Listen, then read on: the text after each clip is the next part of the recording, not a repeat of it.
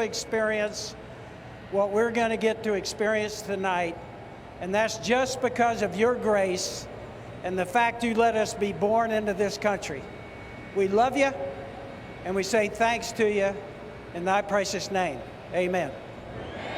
Here to perform our national anthem, please welcome national recording artist Caleb Johnson, whose brand new single, Hanging with the Band, is available now on iTunes.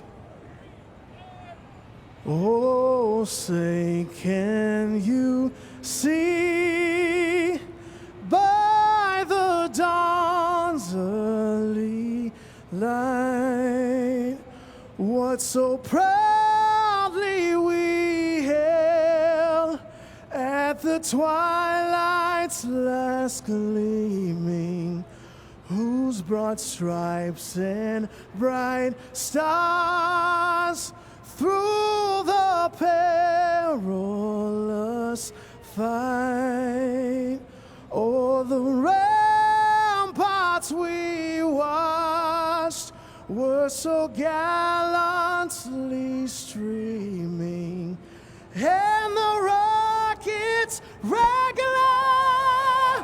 the bombs bursting in air, gave proof through the night that our flag was still there. Oh, say, does that star-spangled banner yet wave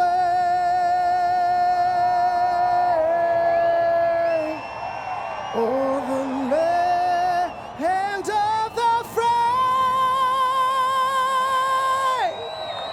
and the home of the brave?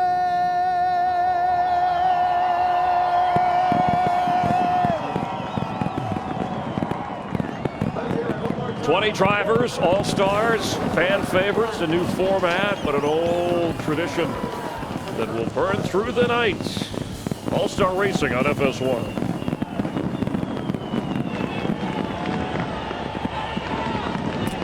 In a holding pattern.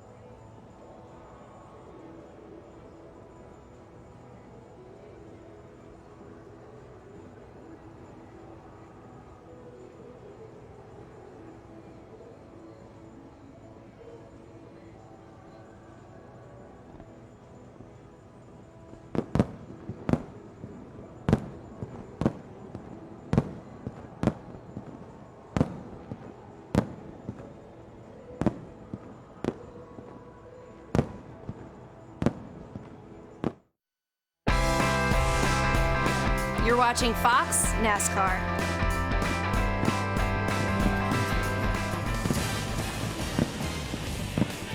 Fans are anxious to see their all-stars, the best of the best, the 20 best drivers. There's Brad Keselowski, a past champion, but has not won here.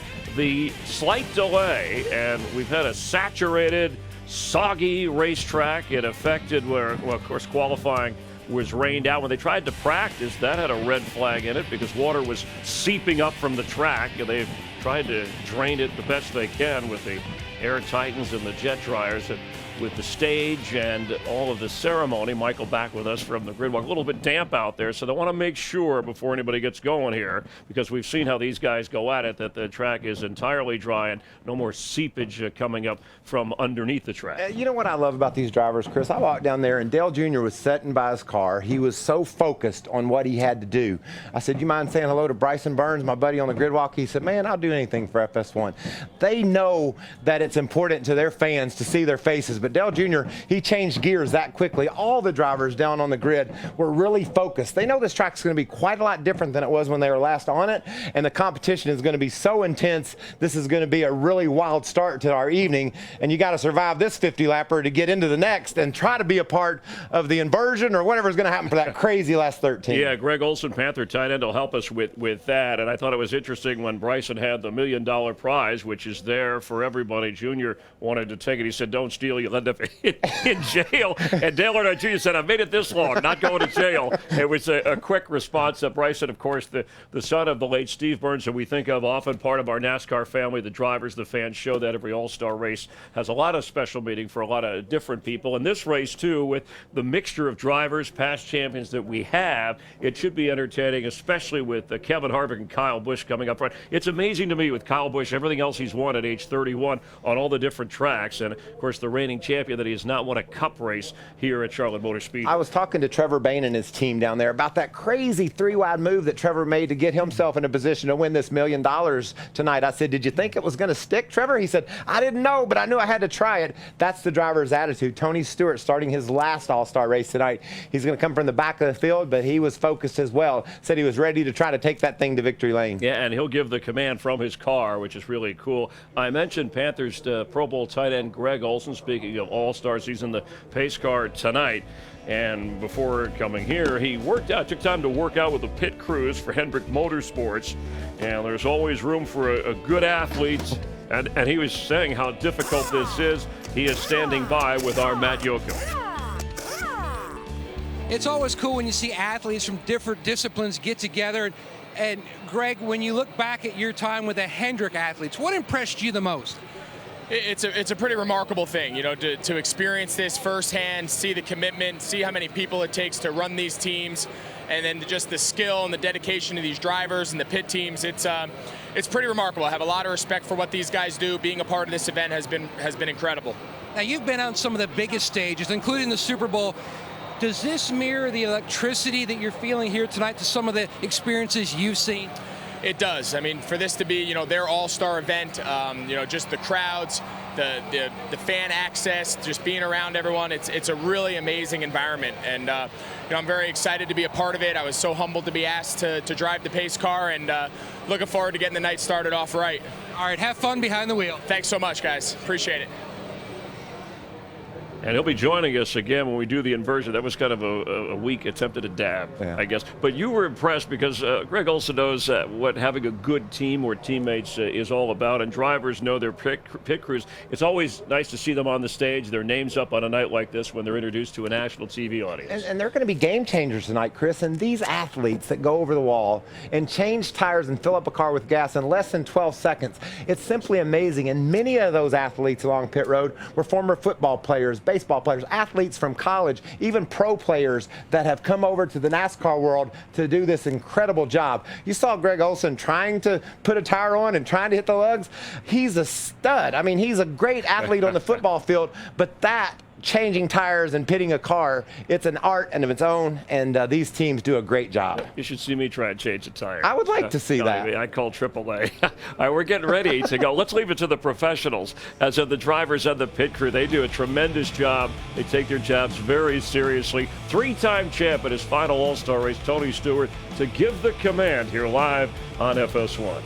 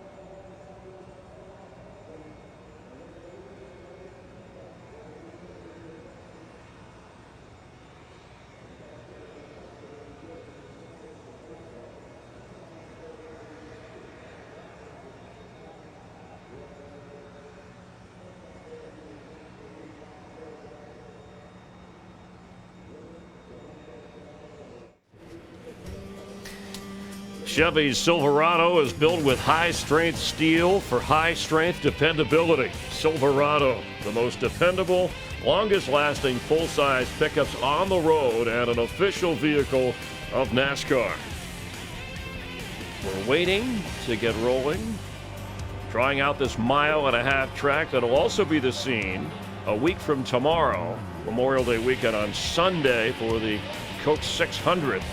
The test of endurance, a marathon race, but this an all-star scramble tonight with Michael Waltrip, Chris Myers. The gang is all here ready to go racing. 50 laps, and then 13. And earlier, the fan vote, it was great that fans of Sprint NASCAR drivers voted in Chase Elliott and then Danica Patrick right behind Matt DiBenedetto, third on that list. But at least those two are in the race tonight. Yeah, and we talked to Kyle Larson earlier, and he says, Chase Elliott's not racing me like he thinks he's got the fan vote. He wants to get his way in by winning the All-Star Showdown. He came close to doing just that. What an amazing finish we saw there.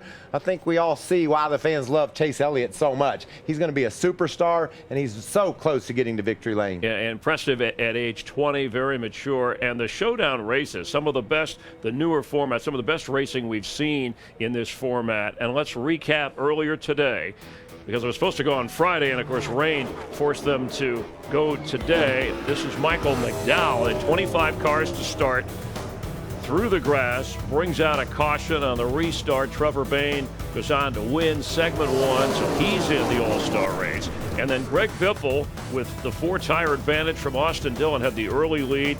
Biffle at his 13th straight All-Star race, racing his way in for Roush Fenway Ford. Segment 3, Chase Elliott working through the field. What a finish with Kyle Larson. And watch this move here. He's high on the high side, then cuts straight to the bottom, splits 2 cars, and takes off toward the leader of the race, Kyle Larson. He gets there, just comes up a bit short. Look at this racing, though. Sideways Chase Elliott goes.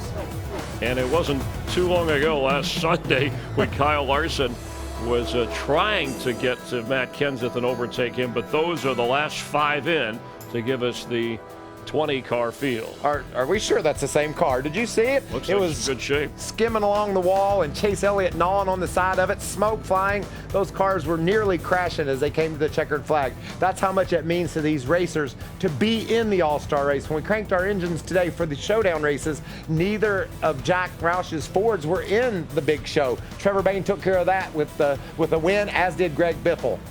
Yep, and Greg Biffle, the veteran, getting in. Bayne, by the way, his second All-Star race. Remember, he won the Daytona 500, the major upset. We mentioned 13 straight for Greg Biffle, who is hoping to get back to victory lane. And over the first 12 races of the season, remember, this is a non-points race. This is an All-Star event for $1 million, but Toyotas have won 7 of those 12 races, and the Joe Gibbs Toyota is very dominant, just like Denny Hamlin, who got Toyota its first All-Star win last year. Yeah, and talk to Carl Edwards down on the grid. He's very confident about his Toyota and how it's going to run. That's the other combatant in that Showdown finish. Smoke flying, stretching to the start-finish line. On the pole, Kevin Harvick, Kyle Busch in the front row, but a special command tonight given by a driver who is stepping away from the wheel. This is his last All-Star race, the 3-time NASCAR champ, part of Stewart-Haas Racing as an owner. Let's head down there to hear what Tony Stewart has to say. And now, for the most famous words in motorsports, please welcome your Grand Marshal, making his last Sprint All-Star race start tonight, driver of the number 14 Bass Pro Shops Tracker Chevrolet, Tony Stewart. All right, guys, let's do this. Drivers, start your engines.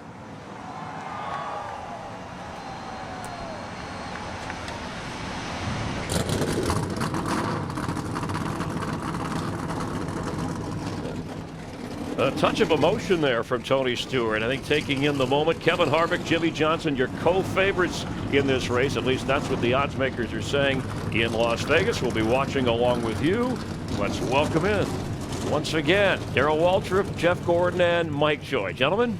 Thanks, Chris. It's been quite a day of fighting rain showers, and then sun came across. Took a while to dry this track, but hats off to NASCAR and Charlotte Motor Speedway for getting us into a raceable condition so quickly tonight. But what do we expect? A 3-segment race with completely different rules than we've ever seen before, a new, even lower downforce package, and a new tire that nobody's raced on at Charlotte Motor Speedway. I think that's enough question marks for one to get us started. I was going to say, where do we begin with this conversation? Wow. This is going to be one wild all-star race. You always have to go all out as a driver and as a team and pit strategy. But this new format, along with the other things that you mentioned, Mike, I don't think anybody knows what to expect and what's going to happen here. And it's all going to change when they get down to that final 13-lap segment. So this first 50 laps, what do you want to do? Well, it's almost like practice. I'm going to get we got a track that is a green racetrack. We got all that rain washed the rubber away. So I got to deal with that first. I'm going to have to adjust my car up for the conditions. And then I'm going to have to figure out in that first session, when am I going to pit? Because, you got a window in there that you got to pit in. So there's a lot of things that we don't really know the answers to. We're going to kind of learn as we go along here tonight. You're going to see it just like we do, and then we're going to tell you what we think we saw. How's that? And who did it best? And who did it best? And who gets Bryson Burns' $1 million from Sprint? It's the Sprint All-Star Race.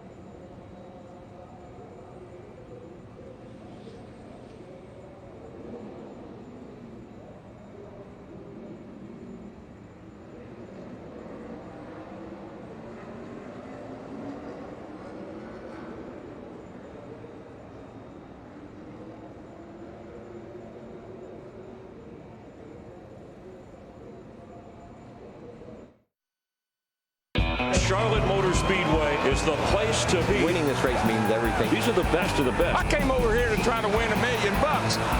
It's go time, baby. This is going to be one fun NASCAR Sprint Cup All-Star Race. Can we drop the green flag?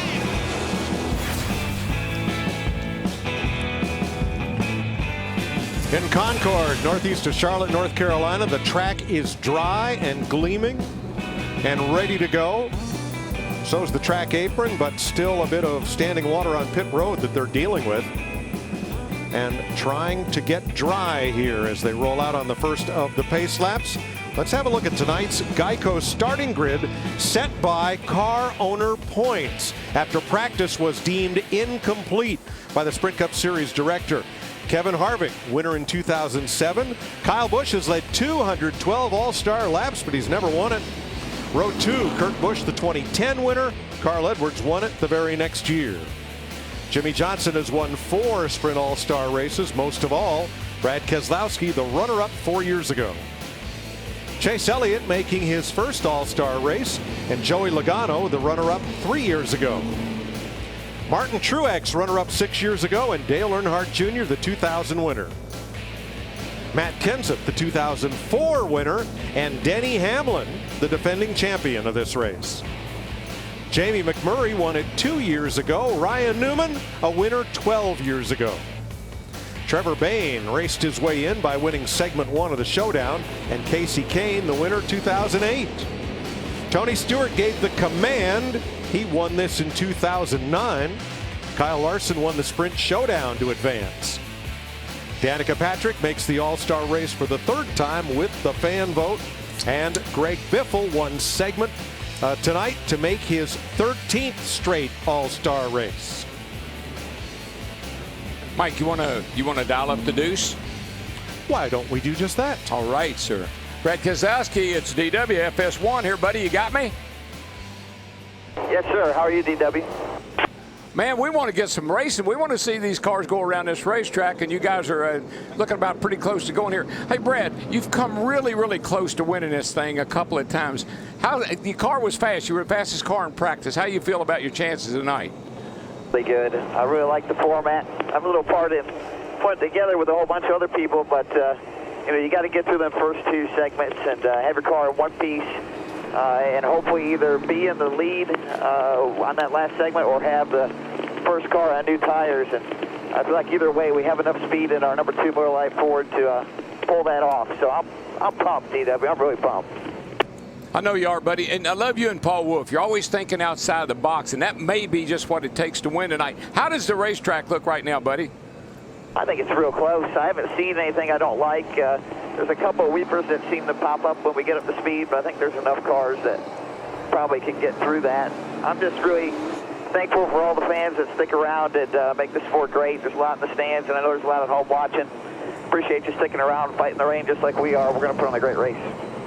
All right, brother. Hope you got $1 million plan for tonight. Good luck to you. Thank you. I don't, but Paul does. We're ready. Brad Keselowski, fastest in practice. He will roll off 6th. Let's get late breaking stories from pit road. Jamie Little. Well, tonight marks the 1-year anniversary since Kyle Busch returned from injury, and what a year it has been. Now tonight he's running that familiar paint scheme, the yellow, but he has a different number. He's number 75 tonight. It's Eminem's 75th anniversary. Now he's starting on the front row, but Kyle's trying to do something he's never done before. Win the All-Star race and take home $1 million. Matt Yoakum? Jamie, 1 week ago, Kyle Larson didn't want to win his first points-paying race the wrong way by dumping the leader. But tonight, he set the tone earlier today by winning the showdown. He almost basically killed the right side of his car. Chad Johnson told me that it would have been easier just to cut the right side off, but they've got it repaired. He said, we've also made the car a little bit more on the free side. He wants to join 2 other drivers, Michael Waltrip and Ryan Newman, who scored their All-Star win before their first ever points-paying career win. Vince Welsh? Few expected Trevor Bayne to be in the All-Star race, but after a daring 3-wide pass to win segment 1 of the showdown, here he is. The team has had speed, and they've also had some recent top 10s that have built their confidence. Now here they are in the All-Star race. You may not give them any chance of winning, but they feel like they've got nothing to lose and $1 million to win. Vince, there'll be a ton of strategy on that racetrack by those 20 drivers, but talking about pit road, strategy will be all over the place. A lot of pit stops in a 113-lap race. There'll be 3 mandatory 2-tire stops, 2 under green, 1 in each of the segments, and 1 in between the first and second segment. I think depending on how your car is driving and where you're running, Mike Joy, we may see those 2-tire stops turn into a 4-tire stop. Thanks, Larry. Here's your sprint track description. Charlotte Motor Speedway, built in 1960. The first World 600 scheduled for Memorial Day. Construction delays. Ran it 3 weeks later. It's a 1.5-mile quad oval. That's why the front stretch is longer than the back stretch. 24-degree banking in the corners and 5-degree banking in the straightaways to aid drainage. The walls in sprint yellow for Stock Car Racing's All-Star Night. This race will be run in 3 segments. Segment 1 is 50 laps. You must make a 2-tire green flag pit stop during segment 1, and the pit road will close about 3 laps before the end of that segment. Then there'll be a 3 to 5 minute break. All teams will have to pit for at least 2 tires, and their pit road exit order will determine the starting lineup for segment 2. Segment 2 is also 50 laps. You have to make a green flag stop for at least 2 tires before lap 85, after which pit road will close. After segment 2, a 3 to 5 minute break. A random draw will determine whether the top 9, 10, or 11 drivers will have to pit for 4 tires, while the rest of the cars have to stay out.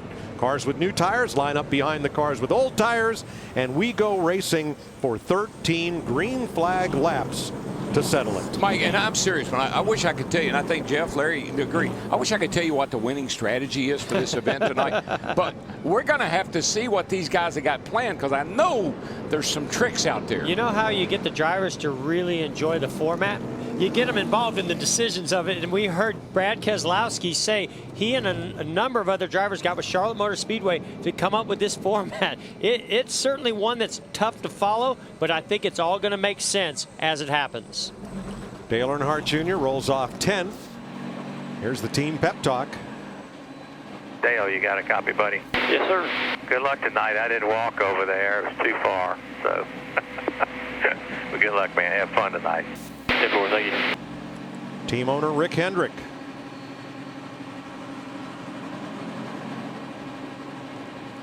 And let's go to Danica Patrick's team. Let's not forget about just having a good day and forward, making the car better and having a good finish.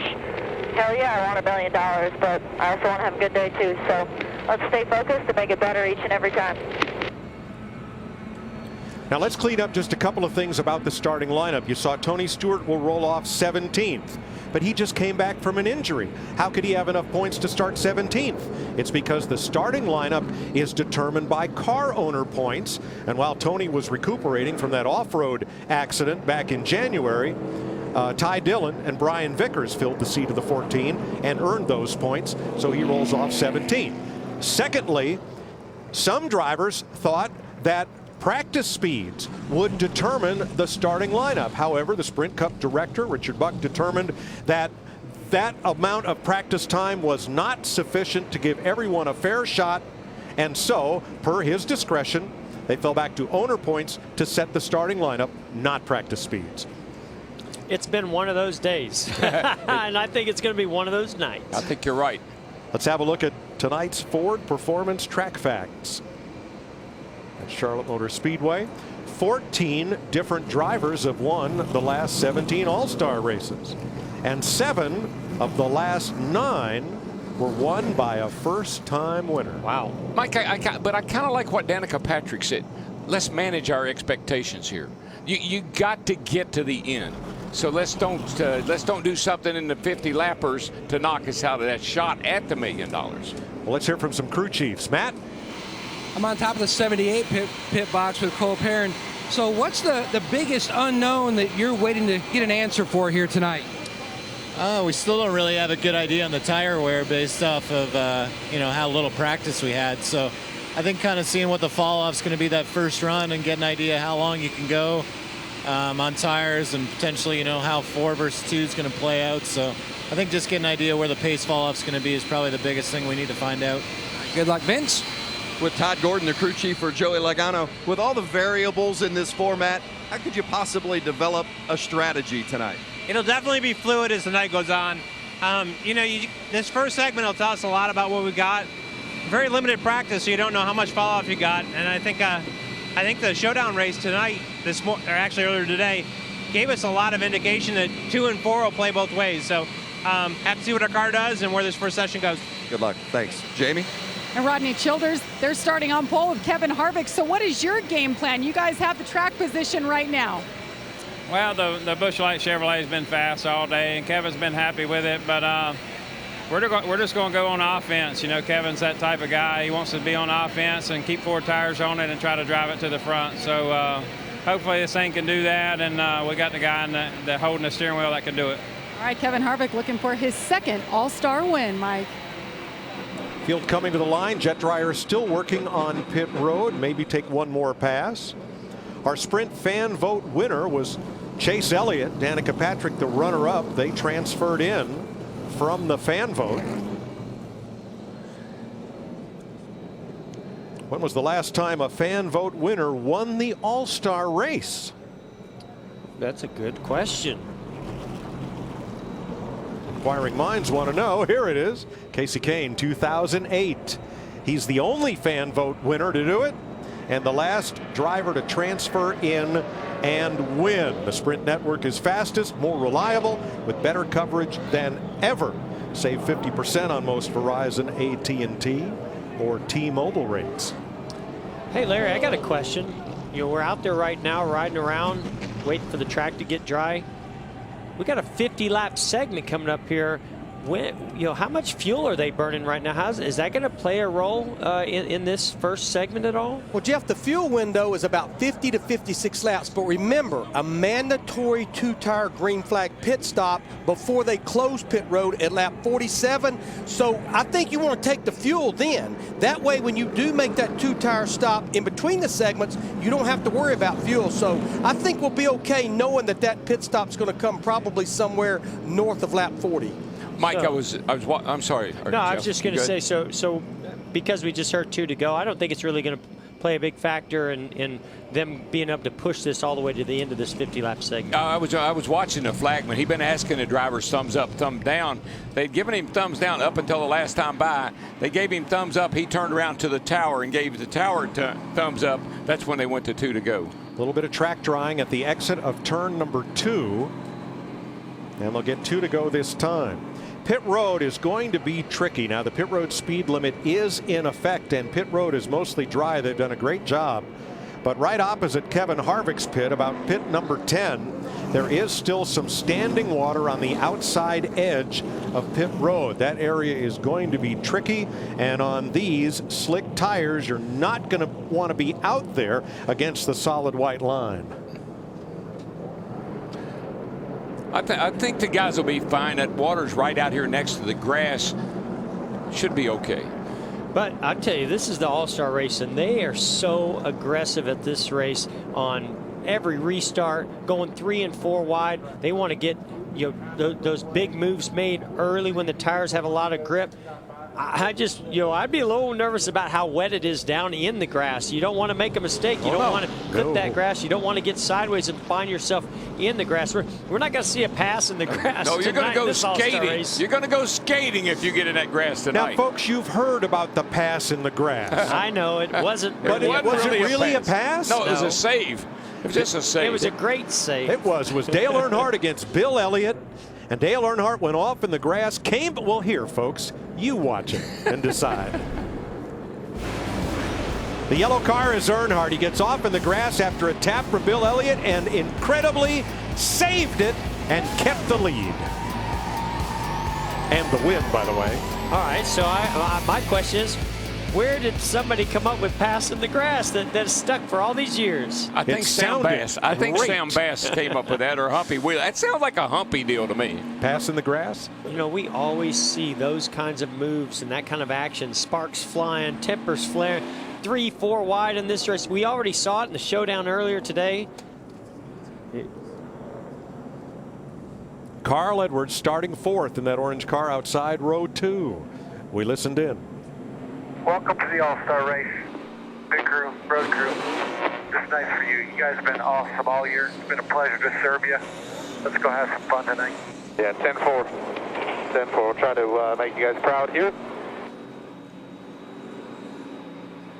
A lot of special paint schemes, including on the 2016 Toyota Camry XSE that leads the field for the Sprint All-Star race. The lights are out.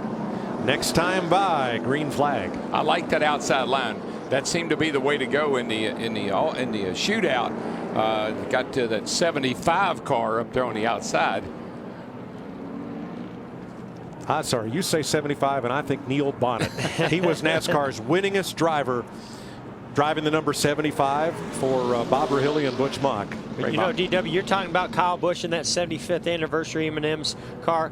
I think both Busch brothers are so good at restarts, and you watch the moves that they're going to make and how hard they're going to push on these opening laps. I give them a lot of, you know, I think this race really falls into their driving style a lot. Right in their wheelhouse. I totally agree. That 4 car, though, he loves the bottom. So he's right where he wants to be. I think Kyle Busch is right where he wants to be. We'll see how it works out. I've got one goal for these first 50 laps. Be running at the finish with the fenders intact. Yeah, that'd be nice. Can't win $1 million. Because they'll start with their tempers and fenders intact. Now, Chase Elliott's and Kyle Larson's car, we looked at them closely as they went through inspection, and the sides of those cars look like a bag of walnuts after what happened in the showdown earlier today. But now we're ready.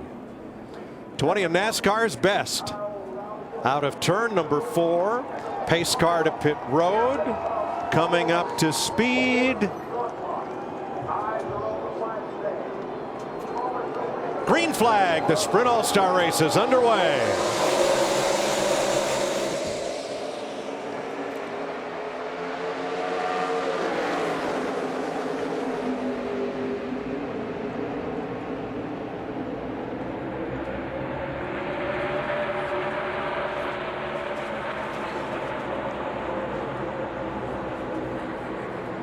Kevin Harvick packs it in there. Woo! Look at the 41 of Kurt Busch come right up to the bumper of Kevin Harvick.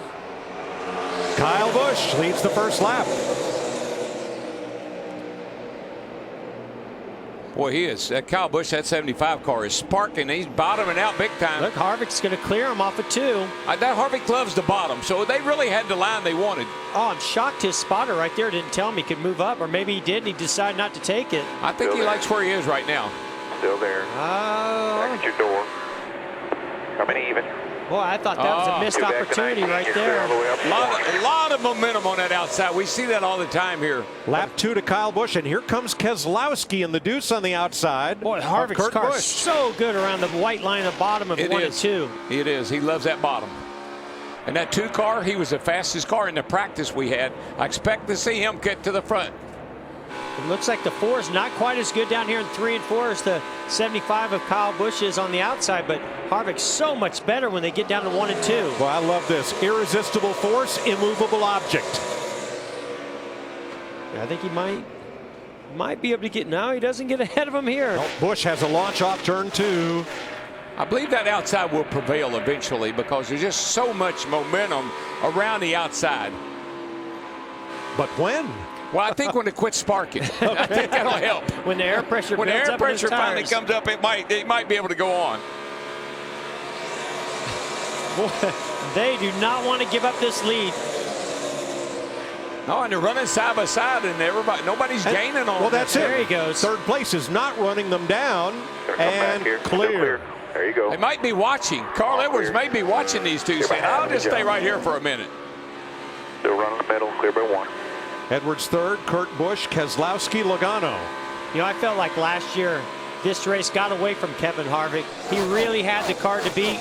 Couldn't quite get the lead from Hamlin there in the closing laps. Is this redemption this year for him? Well, you know, you say that, and I thought it got away from Keselowski because he had this thing pretty well, everything under control until he had that speeding penalty in the last segment leaving pit road. Yeah, you're right, DW. He did have that mistake on pit road when he was leading. I felt like Kevin Harvick really had the best car throughout the day until the two took those 2 tires. I'll take your word for it because you were out there with him. Kyle Larson up 7 spots is the biggest mover. He is 11th.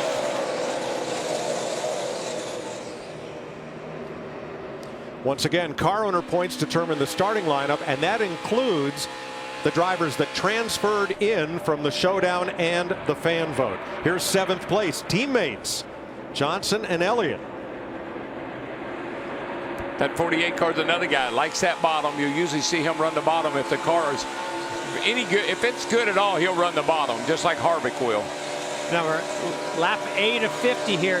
This is where we saw in the showdown where things started changing, where drivers could start searching middle lane, outside lane, a little bit of fall off in the tires. I think this track temperature is a little cooler. It might take a little bit longer, and then you'll start to see the fall off. I think that's what these crew chiefs are looking at right now in this segment, in this 50-lap segment. What are the tires going to do? Because they really don't know. They never made enough laps to get a good feel for that. So that's going to be a big thing they're going to learn in this segment. Last lap, Kevin Harvick 0.3 quicker than the field. The lap before that, he was half a second faster. Some pretty fast laps, 28.64, and a 28.29 was Harvick's fastest lap. Back, still out there. Joey Logano. Logano takes clear fifth. by 2. Run in the middle. Good by 2. Good, good, good. From his Penske Ford teammate Keselowski. You know, if you don't really notice where Harvick is, there's a heck of a race back here for second, third, and fourth. Yes. Larry, 50 laps this segment. We'll have 10 complete this time by. If a car's not working, when would you first expect to see it on pit road? Well, I would say if you're really way off, and I definitely see some drivers that are way off back there, like possibly like Trevor Bayne, McMurray, Casey Kane. We may see them possibly even split this segment up in half to get in there, get the adjustments, and get some fresh tires on. So that would be lap 25 or so, about 15 laps from now. I kind of agree with Larry, understanding if your car's not very good, but I'm going to run these tires as far as I can, so when I do come in for the mandatory stop, maybe my left side won't have so many laps on them. Good point. Yeah, what I like about this longer segment, even though they're a little bit more spread out, this gives drivers an opportunity if they started further in the back, start in the middle of the field, and you're going to see a lot's going to change over the next 15, 20, 25 laps of whose cars are handling good and whose cars starting to go away. And it allows the cars to find their way to the front. Boy, I tell you what, that 11 off turn 2 right there, the 11 took off, almost hit the fence, and when he did, Kyle Larson at 42 drove right around Denny Hamlin in the 11. Larson has now moved up 8 positions since the start of this race. And Matt Kenseth's not too far behind his teammate there, Denny Hamlin, but I think that 42 car is pretty good. He was real good earlier today, and he's looking pretty racy right now. I almost think his car might be better right now in these conditions. I know he won that race, but you know, they did it by some pit strategy and some different things, some great restarts as well. But I actually think that his car's looking really racy here. Well, you know what? I mean, that 42 bunch, these are new cars. Well, you wonder why Kyle Larson all of a sudden started running better. Kansas, last week at Dover, here tonight. Those are new cars. Chad Johnson, his crew chief, has finally built some cars the way he wants them, and man, are they performing. Matt? Mike, the car was good early on, but now Kyle Larson, much like it was in the first segment earlier today in the showdown, now the car is just too tight on throttle. Now remember, except for the 5 drivers who transferred in from the showdown and the fan vote, nobody else has been on this track since about 10:30 this morning when we had that abbreviated practice session. 14 laps complete. Kevin Harvick had led only 5 laps in his 8 All-Star races since his 2007 win.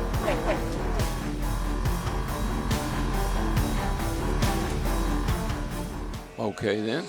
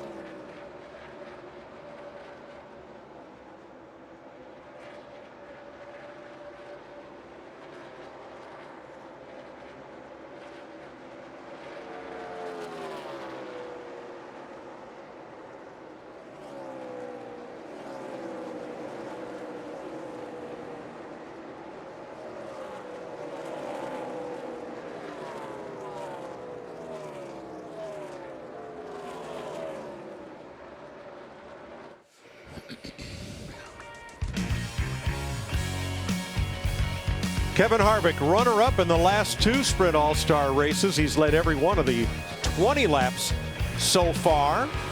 30 to go in segment 1. Harvick's had it all his own way, but now his and Kyle Busch's lap times have equalized. Yeah, they're the same, 34, 35 that time by. But how many times have we watched this 4-car lead laps, and lead laps, and then what happens?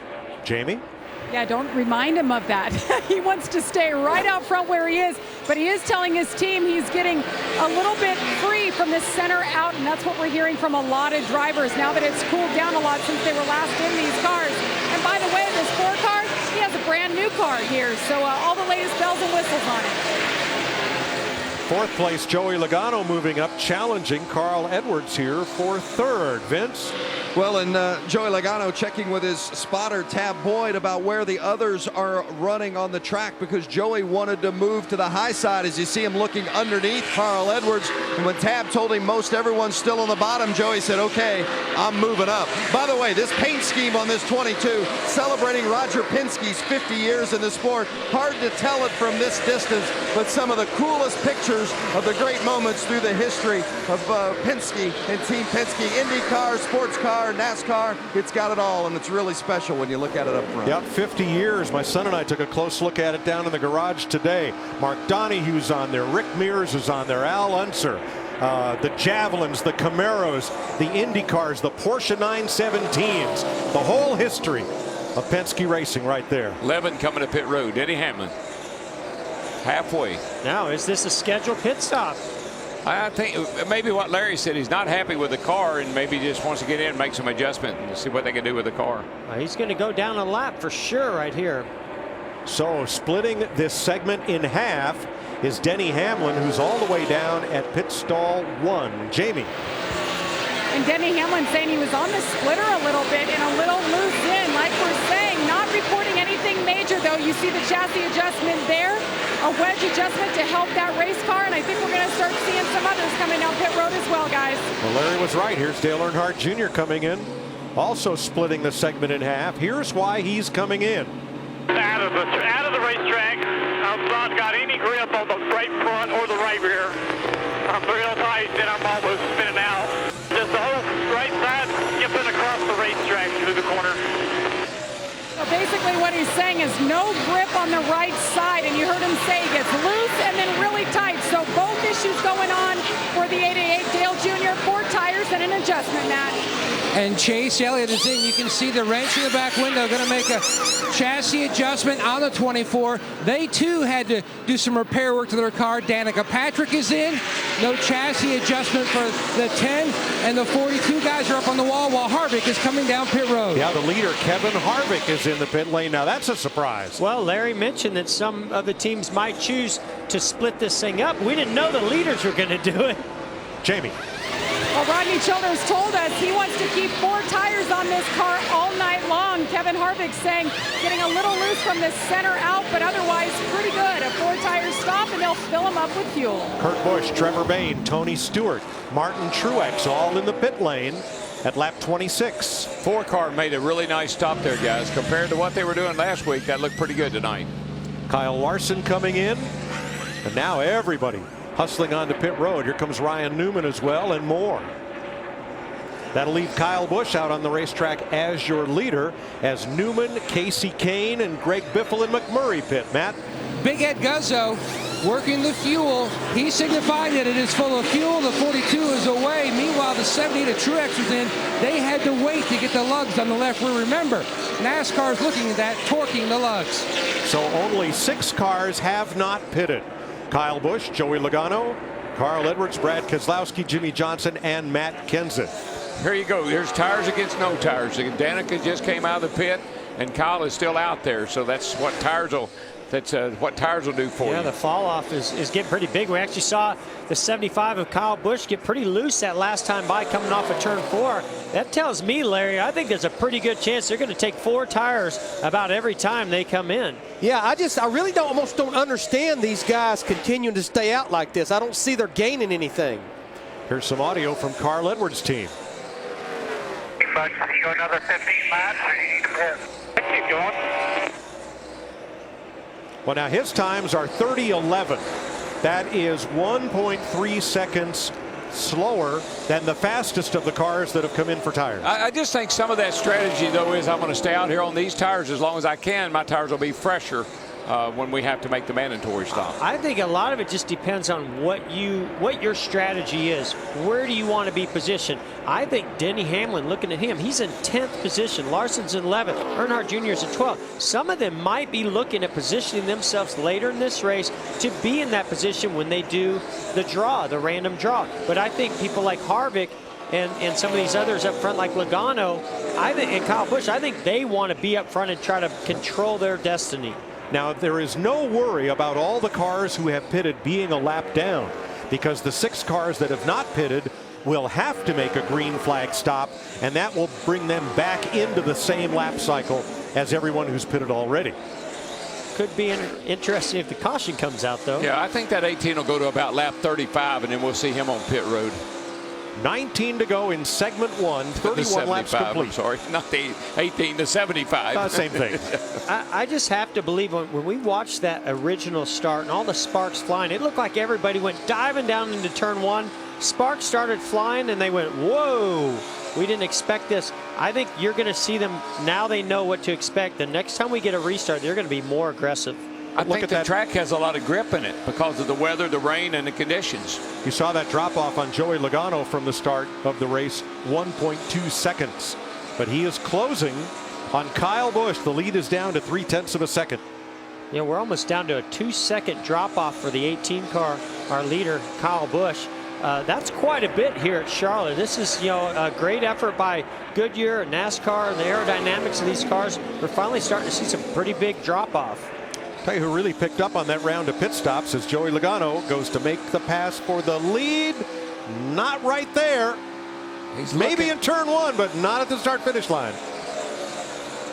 One of those guys riding on the car with Logano is going to get him by there. I can tell you that. Here he comes. Jimmy Johnson comes to the pit lane. Matt? A few laps before hitting pit road, Chad Canal suggested moving up. It seemed like some speed had come in up there. Chassis adjustment on the left side already for Jimmy Johnson. A little bit of trouble getting that left front tire off. Lugs are on, and he's away. And Joey Logano has the lead coming out of turn number 4. He is the 3rd different driver to lead tonight. I would just be slightly concerned. I mean, Harvick's in their rearview mirror. When they do pit, he's going to be way out front. Well, he was way out front. Well, that's true. I guess I should say I'm more concerned with the other ones that have pitted a little bit behind that and where they're going to be when this thing all kind of, unfolds after the green flag stops. No, you're right. I mean, he's just going to be further out front, but he's still going to be out front. 5 drivers. Look at the speed differential there. Last lap to the leader, Joey Logano. 5 drivers have not yet pitted. They will have to do so within the next 11 laps. Then pit road will close for the duration of this 50-lap segment. We're at lap 36. And I think, no, stayed out. Kevin Harvick unlaps himself from Kyle Busch. Now goes after Joey Logano. That would put him back on the lead lap. The only thing that would throw a really interesting wrench in all this is if the caution were to come out before he could get by the 22 car, because that means that the 22 would be able to come down pit road, get his tires under caution. Well, I guess you got to make you got to do it under green. Yeah, you have to. So it doesn't matter. I don't understand either, Larry, why they're staying out. Here comes Harvick. He's going to get his lap back right here from Joey Logano. The 5 drivers that's not pitted, I think this is going to have to be their strategy now. I think when they come to pit road under green, they're just going to get 2 tires. They're not going to gain anything by getting 4. Exactly. Then when the caution comes, they'll get their other 2, and they'll get the track position right there. Those that pitted back around the halfway point, they're going to have to get 4 again. I agree. I love the stride. I would have not come at halfway. I would have come right near the end of the window, right when it gets to the end. Teammates fighting for second. Jamie. And Kyle Busch, and to Larry's point, that's exactly what we saw earlier today. And when I asked crew chief Adam Stevens if they're going to be taking 2 or 4, he looked at me very coyly. So he's up to something. And there is no mention right now of when they're going to pit. Kyle's just telling him loose entry, tight middle. That's the only thing he said. Well, I agree with Larry. The die is cast. They'll come in under green. They'll get rights. When the caution comes out, they'll make the mandatory stop and get lefts so they can get off pit road quickly and hopefully restart up front. I think that's a great strategy. We could be overthinking this, you know. We could be second guessing a guy. We know what a great second guessing a guy. No, I know. Well, we don't even know what a great strategy is yet.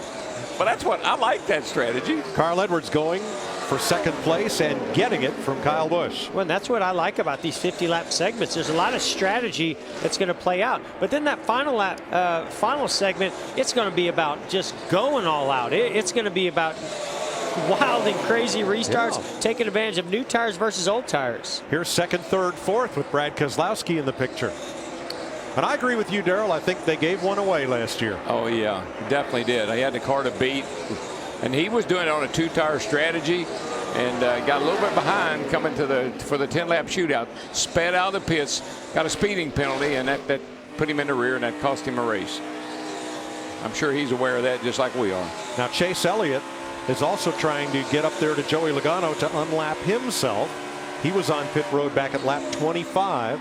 Exactly halfway in this segment. Whoa, man. Wow, he almost got into the wall, got really loose. He mentioned he was loose landing. That's what you call loose landing. Well, right you know what I think? I think the 2 and the 24, there was so much air coming off those cars, it really put him high up on the racetrack. Boy, here comes his brother. Wall. Kurt Busch is going to inhale him right here at turn 4 on the left of your screen and make the pass. Well, he's going to have to come to pit road here pretty quick. Yep. Because we got 7 laps to go. Yeah, he may not make it to lap 46 on those tires. No, I think what happened there was all air. I think the 42 and the 24 shoved him up the hill. The thing I see here I is just really got to slow down on entry to keep the back tires attached. They just slide out so easy. Can he not lose too many positions here so that when they do the 2 tire stops, the next 2 tire stop, that he's still going to be able to maintain the lead. If you lose too many spots here, when he does do those 2 tires, heck, he might not even come out the leader, and others could maybe even do 4 tires. Yeah, they better get ready because they've got to make this stop in the next 3 laps. 3 laps, they got to come to pit road. Joey Logano's coming. The race leader peels off. And that'll hand the lead to Carl Edwards. And Chase Elliott just got his lap back from Carl. 75 goes around again. Vince? Joey Logano says the car has gotten tighter as he's gone in the center. It's going to be left sides only for the 22 of Joey Logano. He's led 10 laps, gas and go for Logano with left sides.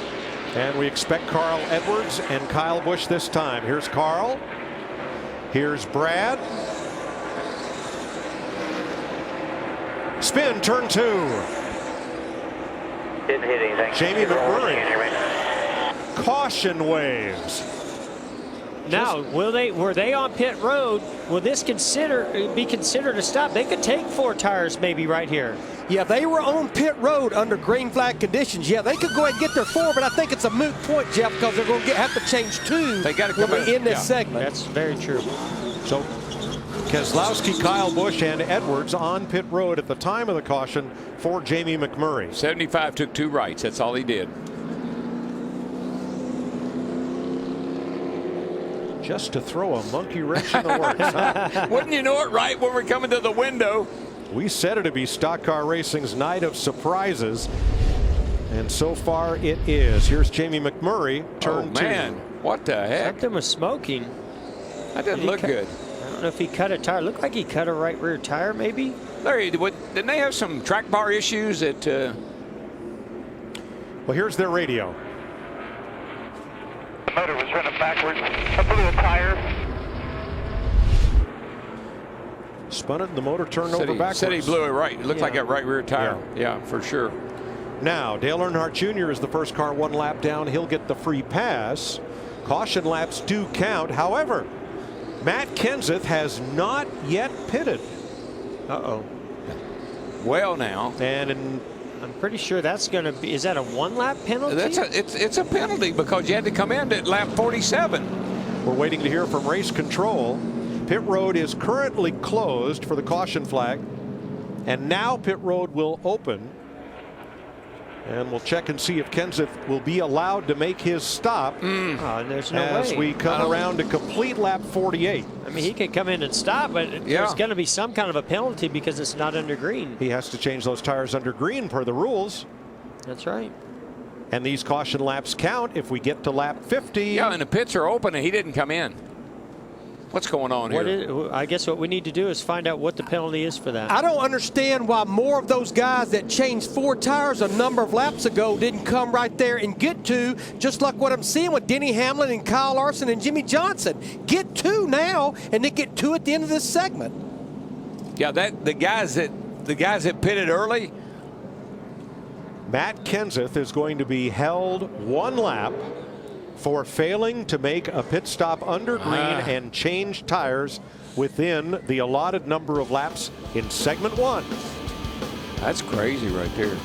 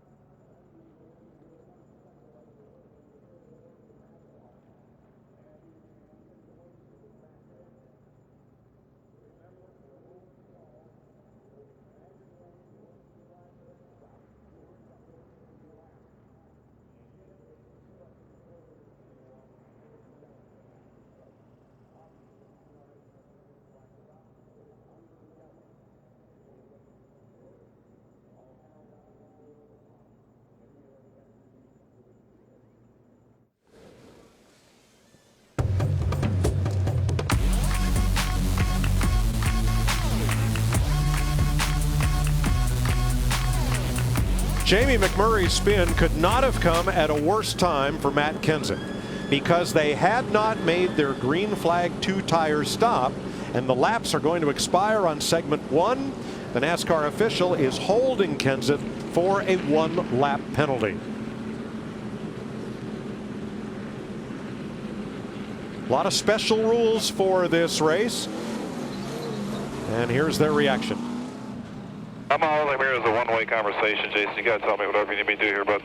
I guess we're gonna have to pit, Matt. They told me that if we got in this situation, they would red flag it so that we'd have an opportunity to pit, and that's not what they're doing. Caution came out with 4 laps to go. So pit, if that's what they're saying. I don't need to explain. Just let me know what you may do. I'll pit here then. That is one cool customer right there. I would be screaming, and he just said, tell me what to do. Larry, the explanation that we had was that caution laps counted if they ran out the segment under caution. You know, that would happen just as in a normal race. But this is the risk you run when running it right up against that window of lap 47. Yeah, it's not as if, Larry, they didn't have the opportunity to pit. They had plenty of opportunity. They chose to wait that long. I do think there's a little bit of confusion because, according to them, you know, they feel like NASCAR told them they would red flag it so they could go back green, I guess is what they're trying to say. But the laps count under caution. Even if they red flagged it, then rolled back another lap or two before they went green, I don't see how it was going to work. Everything they're saying is contradicted by something that doesn't work. So here's the situation as we complete 50 laps, this time by and end segment 1. Carl Edwards is the leader at the end of segment 1, followed by Brad Keselowski, Kyle Busch, Kevin Harvick, Chase Elliott. All cars are on the lead lap except Matt Kenseth, 1 lap down due to penalty, and Jamie McMurray because of his spin. Now, if you're asking yourself, well, how did Edwards, Keselowski, Kyle Busch get ahead of Harvick? They hit pit road right as the caution came out and only did 2 tires. Not only was it a shorter stop than what the 4 car made for 4 tires, but also because that caution, he was actually able to, they were able to beat him off pit road and almost maintain their position. Now, Edwards is not the first car in line behind the safety car. The 7 cars ahead of him may be looking to take the wave around, but under normal Sprint Cup races, the wave around is only permitted if you do not pit during that caution, and the rules say you must pit during this caution. That's what it says. I would think they would get him to wave around and then they'll be able to That's pit. what it said, but I don't know. I knew when we started this night that these rules in this race we were going to see things that were going to be pretty hard to explain and understand. Let's watch and see how it plays out. Pit road is open. I believe Edwards is the 7th car in line and is the race leader. So these cars are on the tail end of the lead lap. They're going to pit, take their 2 or 4 tires. If they get out ahead of the leader, maybe then they can go around. Is that how? That's a first for me. Me too. I'm telling you, boys. Matt? And Kip Wolfmeyer going to work on that left rear. Meanwhile, Clay Robinson, he hit the lug on the right front, going to work here. Left sides are on, and he's away, Jamie. Yeah, Keselowski took lefts last time, rights this time with the chassis adjustment, the 75 of Kyle Busch. 4 tire stop there. And Kevin Harvick, they want to take 4 tires all night long. Actually, Kyle Busch, they took lefts because they took rights on the last stop, guys. There's the Advanced Auto Parts race off pit road. Casey Kane, Brad Keselowski, Kyle Busch, Denny Hamlin, Jimmy Johnson are the first off pit road. See, all those guys that changed just 2 tires, that was the guys that pitted right before that caution came out or pitted after lap 40. So obviously they were just going to take 2. Everybody else had to take 4. Yeah, and Larry McMurray still got a problem. That right rear is rubbing on the sheet metal for some reason. I see smoke coming off the car. Wow. Under caution at the end of segment 1 of the Sprint All-Star race.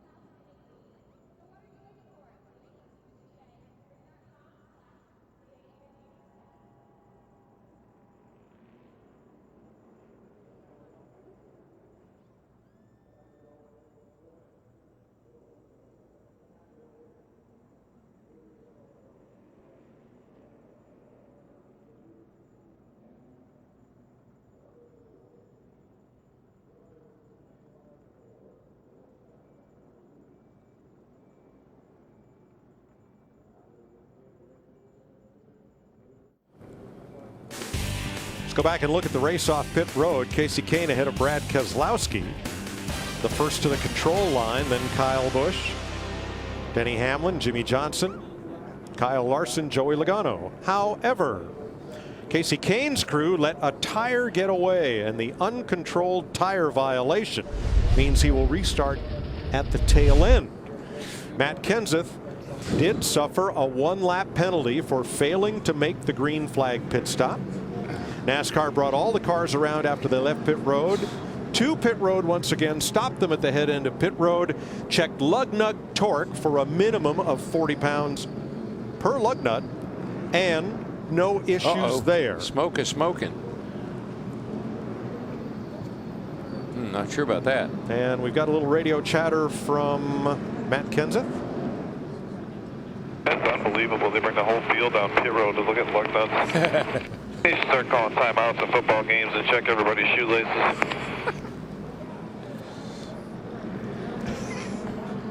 That was pretty funny. That was pretty And here is why. He's a funny guy. Here is why. Yes, this is it right here. Larry, Jeff, Darrell, we all started racing at short tracks on Saturday nights at different places in America. And it is well known. It is a fact. It's more fact than the vortex theory. Whoa, now, wait a minute. That on a full moon Saturday night, crazy, wild things are going to happen. Can I say 1992 All-Star race? Yeah, one hot night, the first night race under these beautiful bright lights. That's why I don't like racing at night. With 2 laps to go, Alan Kulwicki's white car got shaken out of the mix, and it left 3 cars black as night to race for the win. Dale Earnhardt, Kyle Petty, Davey Allison, who crossed the line sideways in a shower of sparks, hit the wall, and instead of going to victory lane, woke up in the care center. The winner. It's definitely, it started, this day started like this, and I'm pretty sure you're right, Mike. It's going to end like that, and I will definitely blame it on the full moon. Okay, these guys knew their lug nuts were going to be checked at the end of this caution right here. Carl Edwards, who was sitting on pit road when that caution came out, they had changed right. This is when he came back between the segments to do lefts. The right front tire changer right here knew he did not have all the lugs on that right front. He went and put those lugs on first, and then they went and changed the left side tires, knowing those lugs were going to be checked. Heads up move, really and truly right there. Very sharp. The sound you hear in the booth, all of this, we love doing races at Bruton Smith's tracks. Boy, that's really good. Duck bars. I feel like Harry Hogg. Thank you, Bruton. I feel like old Harry Hogg. Y'all just stay on the track. We're eating ice cream right now. Now, that was in the movie Days of Thunder because it really happened. A lot of what was in that movie were stories that crew chief Harry Hyde, who was enlisted as a technical advisor, told the crew during breaks and shooting. And the riders were busy scribbling and wrote a lot of that stuff into the script. Harry Hyde actually did that to his driver. You can't pit now for tires. We're having ice cream. How about some Dale Jr. audio? This race reminds me of when I tried to fly a remote control helicopter for the first time. I didn't know what was going on. Oh, that is perfect. That's priceless. Oh, man. You can't make this up. No, Matt Kenseth, who's usually, just real dry, he's cracking me up. Junior's cracking me up. Oh.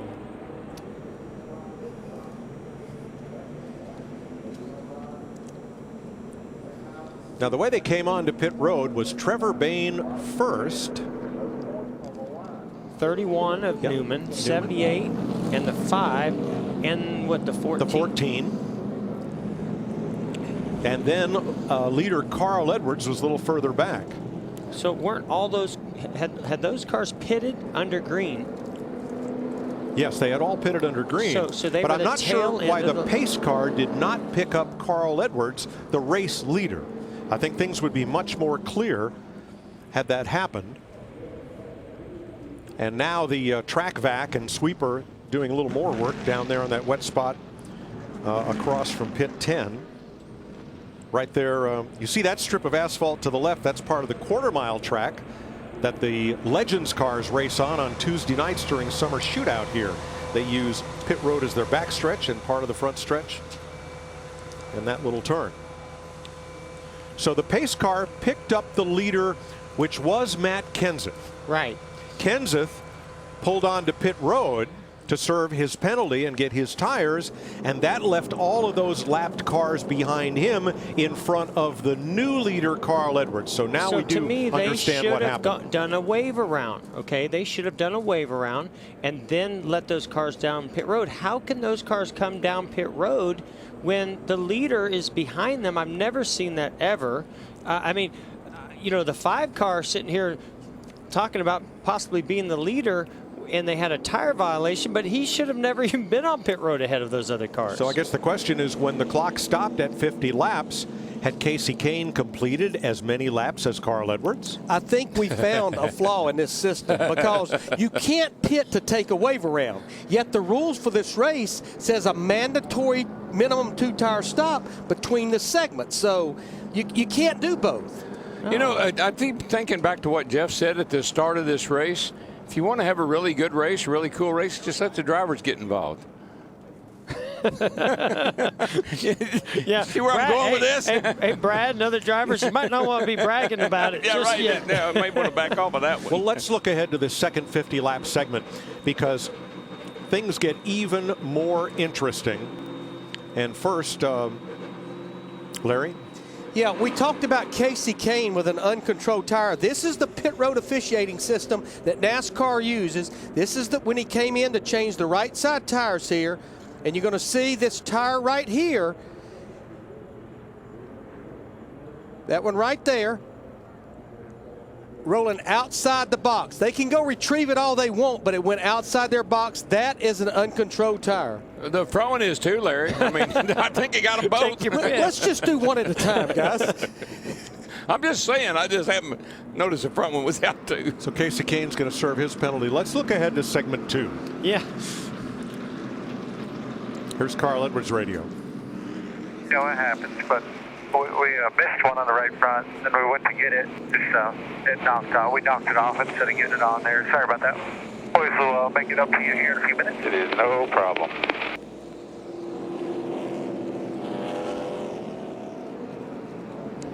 So in segment 2, the rules are a little different. The pits will close at lap 85, 35 laps into this 50-lap segment. So you must get at least 2 tires on a green flag stop before lap 85. You want to make a bet nobody goes that far, though? They'll put a little insurance into this. I would. I bet that 20 car doesn't. Now, if there's a caution, regular race rules apply, and Matt Kenseth can get a lucky dog and get back on the lead lap. He's not out of this by any means.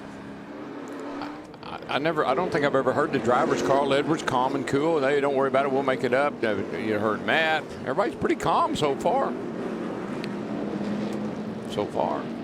By the way, that ice cream comment that Harry Hyde made was in 1987 at Rockingham to Hall of Fame nominee Benny Parsons.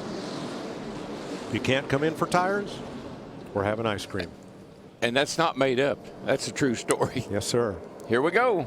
And the 2016 Toyota Camry XSE pulls in, getting ready to start segment 2. Brad Keselowski, Kyle Busch, Denny Hamlin, Jimmy Johnson, Kyle Larson, Carl Edwards, Logano and Bain, Newman and Biffle. We're back under green. Great restart, nice and even. Brad trying to break the draft off the 75 of Kyle Busch here. He don't want him down on that door, sucking him loose. The 4 car stuck in the middle, falling back on this restart. I think the 41, his teammate Kurt Busch maybe got a big run. Whoa, man, Brad carried that thing in there and is going to slide right up in front of the 75 right here. And did. With the lead, coming for second, Denny Hamlin on the inside. May take Kyle Larson with him. Oh, Larson, he's working his way right up into the picture here, guys.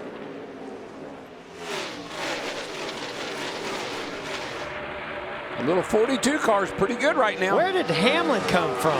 He took 4 tires halfway through that first segment. Now he's in second.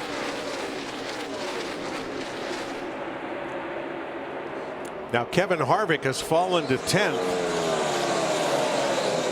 Kyle Larson battling, taking over 3rd. Here's the replay of the restart from Harvick. Yeah, I think the 41 of Kurt Busch got to the outside of him. He had to check up a little bit. Jamie? He's also feeling something strange in the steering wheel. He reported after the first stop he had a lot of slack and suddenly he had to put a lot of wheel in it. And right there on that restart, he said the car just went straight when he tried to turn. A lot of times that can be air pressure. The air pressure can be real low and load up the steering a little bit like that. So maybe that'll go away. Joey Logano, the 6th against Jimmy Johnson. How about Denny Hamlin, Larry? Yeah, I want to answer Jeff Gordon's question. He absolutely was the first driver to pit under green at lap 23. But to my point, when that caution came out, Mike Wheeler brought that car to pit road and got 2 tires. So that means at the end of the segment, between the segments, he only had to change 2 additional tires. I don't understand why more drivers and teams didn't do that. Well, and also it looks like what I'm realizing on the timing and scoring, those drivers and teams that we saw coming down pit road, they, I think, had the exact same thing happen as the 20 car. I think that they had not pitted yet. And I think they're 1 lap down right now. If you look at timing and scoring, Trevor Bayne, Truex, Biffle, Stewart, a bunch of them are 1 lap down. Well, they had all pitted earlier, Jeff. They had? But remember when the so they're just going to stay 1 lap down. When the caution came out, which ended the segment, Kenseth was the leader. When he took the caution flag before he came in to serve the penalty, that trapped all of those cars 1 lap down. So scoring has been adjusted to reflect that Bayne is a lap down, so is Truex, Biffle, Stewart, Patrick, Kane, and Newman. So the first 11 cars are on the lead lap. All right, it's all starting to come a little more clear here. They just don't do a wave around, I guess, in this format. But that's going to make the draw mighty interesting if it stays this way. It just took a while to get sorted out. But for Matt Kenseth, getting a lucky dog will not be easy. He's the 4th car now, 1 lap down. Trevor Bayne is in the free pass position as Joey Logano challenges Kyle Busch for 5th. Tell you what, this little 42 car, of course, we're looking at the 75 up on the outside right there with Logano underneath of him. That 42 car is gaining on the 11. Pretty good right here, guys, for 3rd place. 2nd place. Logano's just getting by the 75 with Kyle Busch here. That 22 is pretty good right now. Logano takes 5th. Did Kyle Busch just slap the wall coming off, or maybe not? He sure got close. He's looking really loose on this run. Yeah. Here's Chase Elliott in 7th. Trying the outside. Here are the drivers who transferred from the showdown and the fan vote. Brad Keselowski has jumped out to a 1.5 second lead over Denny Hamlin. 9 of 50 laps complete in segment 2. For those of you looking for NHRA qualifying, it will be coming up right here on FS1 after the conclusion of the Sprint All-Star race. We are 9 out of 50 laps in segment 2. Here's the leader. Am I going to assume with only 11 cars on the lead lap that everybody will get their lap back because everybody in front of them has to pit, or how does that work? Yeah, no, we don't know either. Okay, you see the dilemma. Thanks. Yeah, join all of us up here trying to determine this dilemma. It's a big one. Unexpected consequences. I mean, just things that I knew when we started talking about this format that we were going to have to see it play out before we could really understand it.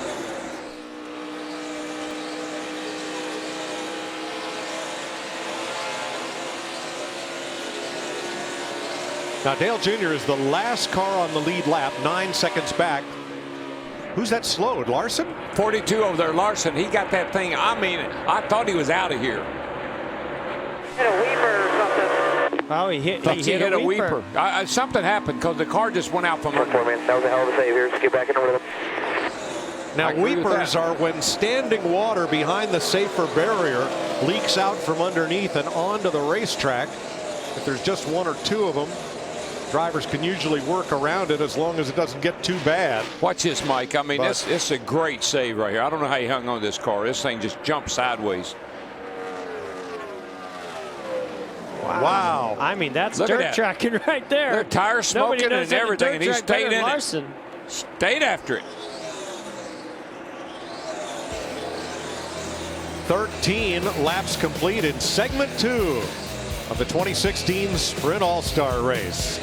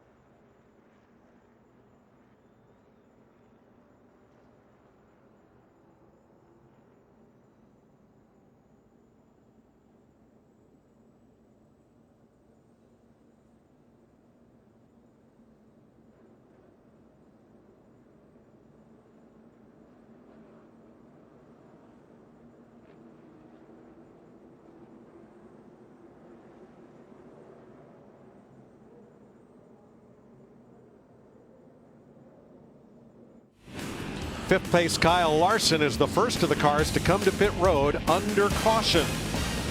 Matt? 2 free on entry, 2 free through the center. He said that he felt like he hit a weeper on the left side with the seam. Going to try to tighten him up. The 19 of Edwards, he was too tight. Going to try to free him up, Jamie. And Kyle Busch last stop took left sides, just screaming tight, said it's just getting worse. Taking 4 tires this time, wipe the grill and fill them up with fuel. 6 drivers made pit stops, and the hood's up on Kevin Harvick's car.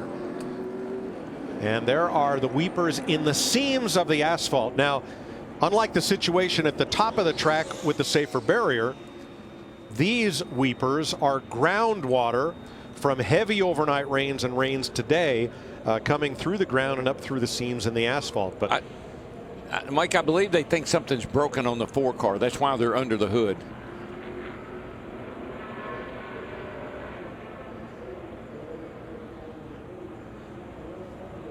Harvick runner-up in the All-Star race the last 2 years.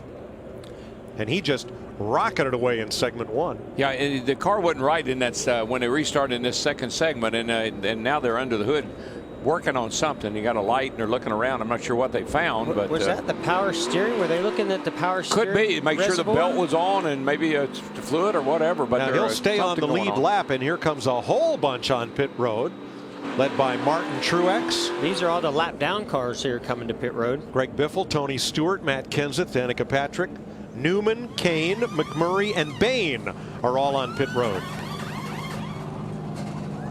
Now, these tire changes do not count toward the requirement of changing 2 tires under green before lap 85. The lap count 18 of 50 in this segment. That's lap 68 in the race.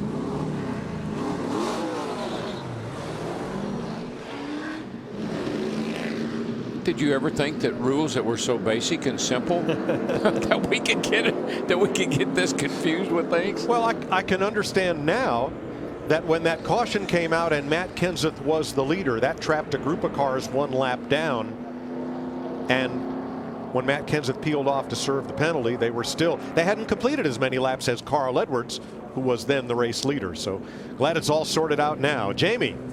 Well, you guys saw the 4 car. They were looking under the hood. They see some fluid under there that's actually on the hood. They're not sure where it's coming from, so they're not sure if that is indeed the power steering. So he's going to come back in and pit, and they're going to continue taking a look at it and see if that's the problem.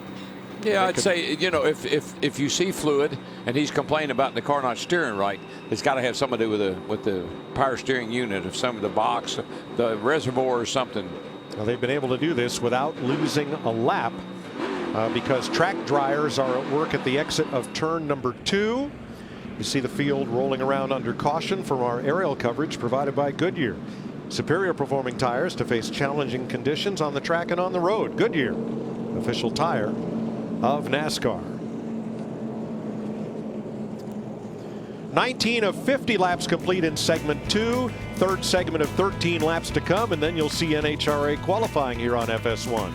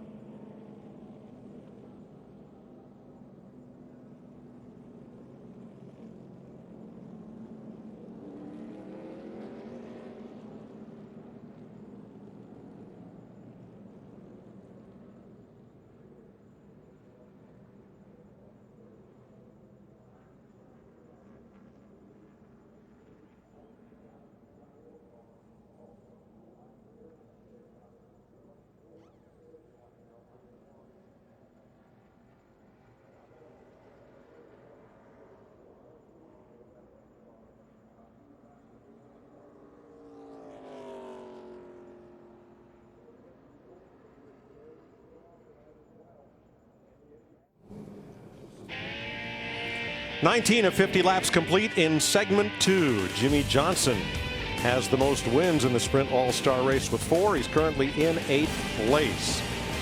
Sprint has the fastest network, plus it's more reliable with better coverage than ever. Switch to Sprint, save half on most Verizon, AT&T, or T-Mobile rates. Brad Keselowski is your leader. Denny Hamlin, Kurt Busch, Joey Logano, Chase Elliott are the top 5. Then Kyle Larson, Kyle Busch, Jimmy Johnson, Carl Edwards, Dale Earnhardt Jr., Trevor Bayne, and Kevin Harvick. Those are the lead lap cars. 1 lap down, Greg Biffle, Ryan Newman, Martin Truex, Tony Stewart, Matt Kenseth, Danica Patrick, and Casey Kane. 2 laps down with crash damage, Jamie McMurray. Thinking I'm going to use my Sprint phone, and I'm going to call Siri and see if Siri can tell me what's going on. Oh, I thought she'd tell you when to pit. It might tell me when to pit and what the rules are. Well, one thing's for sure. 2, the 11, the 41, the 22. Now let's take a look at how the Toyota drivers are faring, because they're racing for the chance to be on the cover of the upcoming NASCAR Heat Evolution video game that launches in September. Whichever Toyota driver finishes first gets the cover. Which one of those drivers would look best on that cover of that NASCAR game? Whichever one has $1 million would be my pick. Yeah, good chance. $1 million make you look good.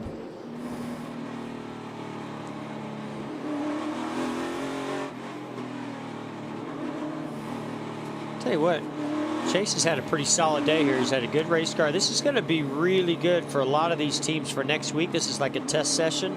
Yeah. And I like what I'm seeing out of this 24 car. They will get the green flag as we complete 21. That's 71 laps total. So sometime in these next 15 laps, they're going to have to pit under green for 2 tires.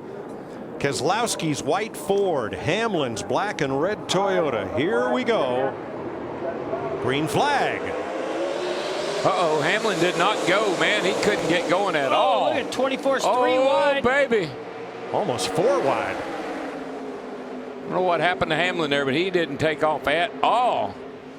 I'm not sure how that all worked out the way that it did, but somehow they managed to get through it without wrecking. Well, it worked out for the Busch brothers. They're side by side for second behind Brad Keselowski. Whoa, Kurt way up the racetrack. Not good. About to get crowded. Not good. Oh, he's coming to pit road. 24. I think he. Oh, trouble. crash. Run behind him. Matt. Kenseth, Tony Stewart, Casey Kane, Wreck in front of me. all torn up. I think the 24 was thinking to come to pit road right there. When he slowed down, it just stacked them all up. Guys, a little bit, Tony Stewart, we need to see, make sure he's okay here, because that was a pretty hard lick. He got hit the wall and got hit pretty hard there, so we need to get him out of this car. A lot of smoke. Window net's down. That's a good sign. I think he's okay, but I just wanted to. Don't need to take any chances with him. Now watch Chase Elliott as Tony Stewart climbs out under his own power. Boy, that's good news. Yeah, he jumped right out of that car. He's fine. Big round of applause from the crowd for Stewart. Good for him. Watch the 24, right side of your screen on the inside. Starts to roll up here. Looks to me like he's thinking about coming to pit road. Yep. Miraculously, he didn't get hit, but further back. Was there contact between Trevor Bayne and Matt Kenseth? That's the question. Yeah, he did get a little bit of damage on the right rear quarter. See the 5 car that really hit Tony Stewart in the left front there. That's what had me a little worried. But yeah. Tony jumped right out of that car. He was fine. Guys, what about poor old Matt Kenseth? Riding with Harvick. Going on the bottom, watch ahead here. You're still rolling all off. Stay watch it. It's easy. I'm almost My wondering, goodness. Come on. Either Matt Kenseth snapped loose or he got a bump from Trevor Bayne. Or he checked up a little bit because he saw the 24 was pitting. Yep. And Trevor couldn't see that from behind. I tell you, the guy in that 4 car did a heck of a job. Here's the reaction as Stewart hopped out. Yeah, he looks fine. He got out of the car, no problem. The crowd's giving him a great cheer. Last time he'll be running the All-Star race. And we didn't want to end like this, but at least he's okay. Yeah, Jeff, that 24 car trying to get down on pit lane there. You see he's got damage on the back of the car there. I'm not sure what was going on, why he was trying to get to pit road, but like you said, I think that's probably what he was trying to do for whatever reason. Vince? Well, it's kind of been an odd night for Matt Kenseth, and it got worse in a hurry there. Did you get bumped from behind or just get away from him? No, I got more than bumped from behind. I think I got drove over. So I saw him checking up and wrecking in front of me, and slowed up just a little bit, and somebody just drove right over top of me wide open. I don't think they've seen the wreck yet. So, yeah, I hope everybody understands this race better than I did from the cockpit, because ever since the first car pitted in that first segment, I have no idea what was going on. None. We're trying to figure it out. Thanks, Matt. Glad you're okay. Yeah, I think it was 16, Greg Biffle that got into the back of the 24. Yeah, and he had some damage to his left front as well. I think that might end the 24. Any chance? I mean, that's such a crucial part of the race car and the side force and the down force in these race cars. I just don't know what you could do to patch that to keep the car competitive. You see here, this is where Biffle got into him right here. That's Biffle's left front all torn up. They might be able to repair that, but it's going to take some extra parts to fix that. And the 24 got hit in the right rear with that left front corner right there of Biffle. Now, we talked earlier that the number of cars running at the end of this segment would have a lot to do with where you wanted to be when this segment ends. Do you want to be up in that group that's going to get have to come and get tires and start in the back, or do you want to be in the first group, depending on how many are left? But I think Alan Gustafson, what he was trying to do is get Chase in there for that mandatory 2-tire stop that would be considered a green stop, while the field was almost still kind of getting up to speed 1 lap after a restart. That's the only thing I can figure out why he was coming to pit road. That's dangerous, though, Larry, with all those cars punched up like that. Obviously. And you see what happened. Now, the number, as far as how many cars will have to stop at the end of the segment, will be drawn from the Hollywood Hotel. Excited. Greg Olson, who you saw earlier, the honorary pace car member, and we have the 9. And by the way, you were just fascinated watching what happened with Matt Kenseth. Unbelievable. How he just kind of walked away and was tame. Well, you wanted to hear from Tony Stewart on this. Yeah, I'm sure Tony wasn't too happy with all the proceedings that have gone on so far this evening. So we have 9, 10, and 11, the numbers in here. We're going to shuffle them up. Greg will select one of these. And these have been sealed. We do not know the contents. In fact, the way tonight's going, there may be zeros in all these. Who knows? But explain real quick. Obviously, we pick a 9, so then the 10th driver would go to the front and start on the pole. And this was a great idea when everybody was on the lead lap. But now with the cars that have fallen a lap down, if you draw 9, I think there's going to be 3 cars that'll hop to the front on old tires and try to hold off a gang of guys that come to pit road. Well, what do you think? I don't know. I don't know what's going on, to be honest with you. But I just heard one of the drivers say they don't even know what was going on. that was bad. But you're entertained, aren't you? Oh, it's extremely entertaining. Okay. There's no question about that. I've been mesmerized by the TV for the last 30 minutes. It's like 4th and 25. I mean, we've got a real issue here in Charlotte. Guys are punting on second down. You could explain why. You can explain the multiple offense to us in a little bit. So at the end of this segment, Greg will explain everything, and he will draw from these envelopes. All right, Mike, Jeff, good luck. Darrell, back to you. Well, Greg, watch out, because Chris is an expert at left, right, center, and 3-card monte. He's right. He's right. I got to guess which one. Yeah, you got to read through there. Nothing up Michael's sleeve. Oh, Matt Yoakum. What a night. And Mike, Larry Mack touched on it. That's exactly the game plan for the 24. Chase Elliott was actually trying to wave off to the cars behind him that he was pitting, and then you saw what followed. You know, we see a lot of risk taking in this race, and it happens with how you drive on the restarts, lane choice, pit stops, pit strategy. And unfortunately, that was one of those risks that did not pay off for this 24 team. Tony Stewart checked at the infield care center and released. And hopefully we can get a word with the Grand Marshal. He was of his final sprint all-star race. I think we may get more than one word from the Grand Marshal. All right, Matt. And catching up with smoke, the 24 of Chase Elliott was trying to wave off to the cars behind him. He was going to pit, but it definitely has been one of those undescribable nights. I'm as baffled as everybody. I don't know how in the hell we were scored a lap down after they stopped the 20 car and they pit everybody together, lap down and lead lap and lap down. It's the most screwed up all-star race I've ever been a part of. I'm glad this is the last one. The good news is you're okay. Yeah, I'm all right, except I'm just madder than hell because I don't understand how in the hell they've officiated this whole thing from start to finish.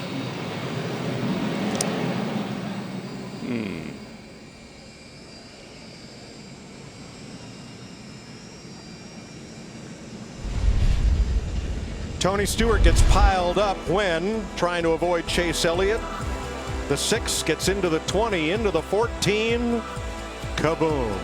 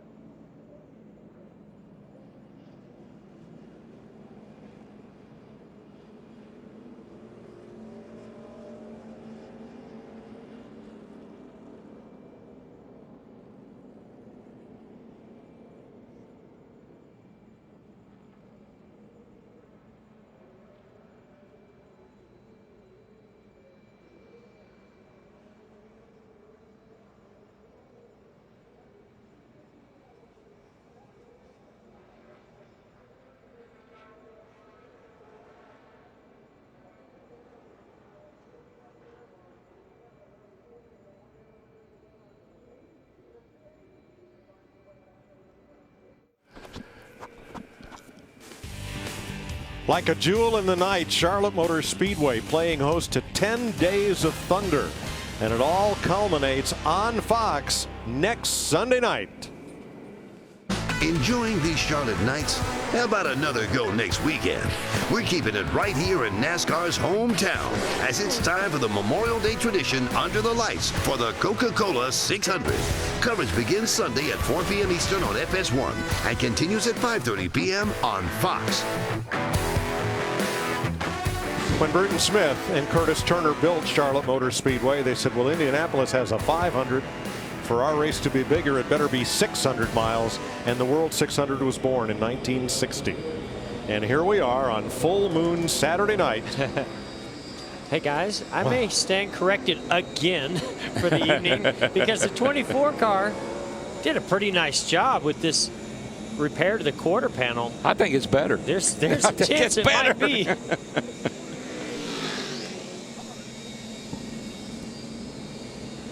Whoa! Whoa! Gosh! Oh wow, my gosh! He almost. Oh my Lord! So Juan Pablo Montoya on line 2. Oh my Lord! Oh my goodness! Larry, help us! Have you Larry. worn out your pen and your calculator? If you dare. Yes, we're coming to lap 80. Now remember, this mandatory minimum 2-tire green flag stop has to come before lap 85. So once we get the green, it's going to be pretty much, pit road's going to be flooded over the next couple of laps with all these teams making that mandatory stop. And that's basically what the 24 was trying to do, is get ahead of the competition on that. So I think now there's going to be a flurry of that same thing happening when this goes green. But everybody's expecting it this time. Yeah. Well, what's Kurt Busch and his team up to from 3rd place? Here's just a random idea that we pit. As soon as we take the green, we pit the first time in. Yeah, 10-4, we weren't going to talk about that, but yeah, that's what we were thinking. 10-4, spoiler alert. Spoiler alert indeed. Hey, you might as well have fun with this, right? Yes. Wasn't any code to that. You like that strategy? Yeah, I want a little better strategy than what went on with Chase Elliott right there, though. Right? Well, everybody's expecting it now, so that might help a little Again, bit. they were trying to get there as the field was getting up to speed, basically 1 lap after a restart. Correct me if I'm wrong, but isn't that what just caused that crash? I mean, that strategy is not great. Chase Elliott's on pit road and cars are crashed because of pitting out of the pack. You know, Michael, spoiler alert. Hey, Michael, this is the all-star race, right? We know that not only wild things happen, but nobody checks up in the all-star race. I mean, you put it to the floor and you go, and you don't want to lose momentum. Every position's so crucial. That's why I don't like the idea of coming that early. Let them get strung out a little bit. But we know more than we did the last time because we know the 41's going to pit. Well, if I'm a spotter up on the roof, I'd start telling everybody, oh, yeah, we're coming down pit road. Everybody in that column, beginning with Denny Hamlin, Joey Logano, and on back. Well, look, caution lights are off, so we're going to get down to it, buddy. We're going green. I'd be dropping down to the apron now. Chase Elliott going to get back on track. Not sure if he'll catch the pack before they get the green. Don't think so, but that's all right. He'll have to make a stop, as all of these drivers will in the next 5 laps. Hey, can you make this stop when they drop the green flag, Larry? you got to take the green on the track. Okay. Not sure of that. No, you got to take the green on the track. I'm pretty sure of that. Ask Kurt Busch. That makes sense. Pace car's in. I said I'm pretty sure of that. Yeah, everybody's coming to the green. Here we go. 20 to go, segment 2. Green flag. With that 18 or 3 wide. 75 got a great restart. Carl Edwards up high. 3 wide here coming off turn 2. That's a little dicey. Still 3. Still 3. Still 3. All right, who's going to pit? 2 wide with that 42. Well, if Edwards pits, that's going to bottle him up. Nope, Larson gets out from comes. behind him, and here he pit comes. road, and the 11's coming with him. Yeah, he's got a lot of company. 3, 2, 1, on your lights. 7 cars come to pit road. Jimmy's in. Matt? The first car to hit his box is Jimmy Johnson. We've been seeing them make adjustments almost every stop tonight. He, too, is talking about different sensations with these Goodyear tires. He's away, Vince. The 22 of Joey Logano took left sides the first stop, right sides the second stop, and right sides only on this stop. Jamie? And Kurt Busch, he told us what he was going to do, and they stuck to it. Right sides for the 41, the 11, and right sides as well. And the 75, Kyle Busch on pit road. Everybody stopped except Ryan Newman, Danica Patrick, and Carl Edwards tried to get in, but couldn't. He couldn't make it on. He couldn't make it on. Matt. Kyle Larson is in, right sides for him, he's away. Tell you what, there was a great heads-up driving on Kyle Larson. He knew the 41 was coming to pit road, and he didn't check up, but he went up high, made it 3 wide to make sure that he didn't get in the back of that 41 car. Yeah, and there were so many cars trying to get on pit road that Carl just ran out of room, and he had to go around. So here come the last cars to pit road. Ryan Newman, Danica Patrick, Carl Edwards, and Chase Elliott. Matt? California's Clay Robbins to hit those lugs, barely gets out of the way of Carl Edwards as he leaves a little dance and pivot, and he is away. So now, as they come back, it'll be 15 to go, or 16 to go rather, in segment 2. Going to have to pit in what, 2 more laps? Now you'll see Carl Edwards miss pit road on his first try, and here's a look at it as they come around. Edwards is up high, can't make the commitment cone, and goes around. And the speeding police are on the case. Kyle Busch, you saw in that replay, too fast entering section 1. Yeah, you saw it.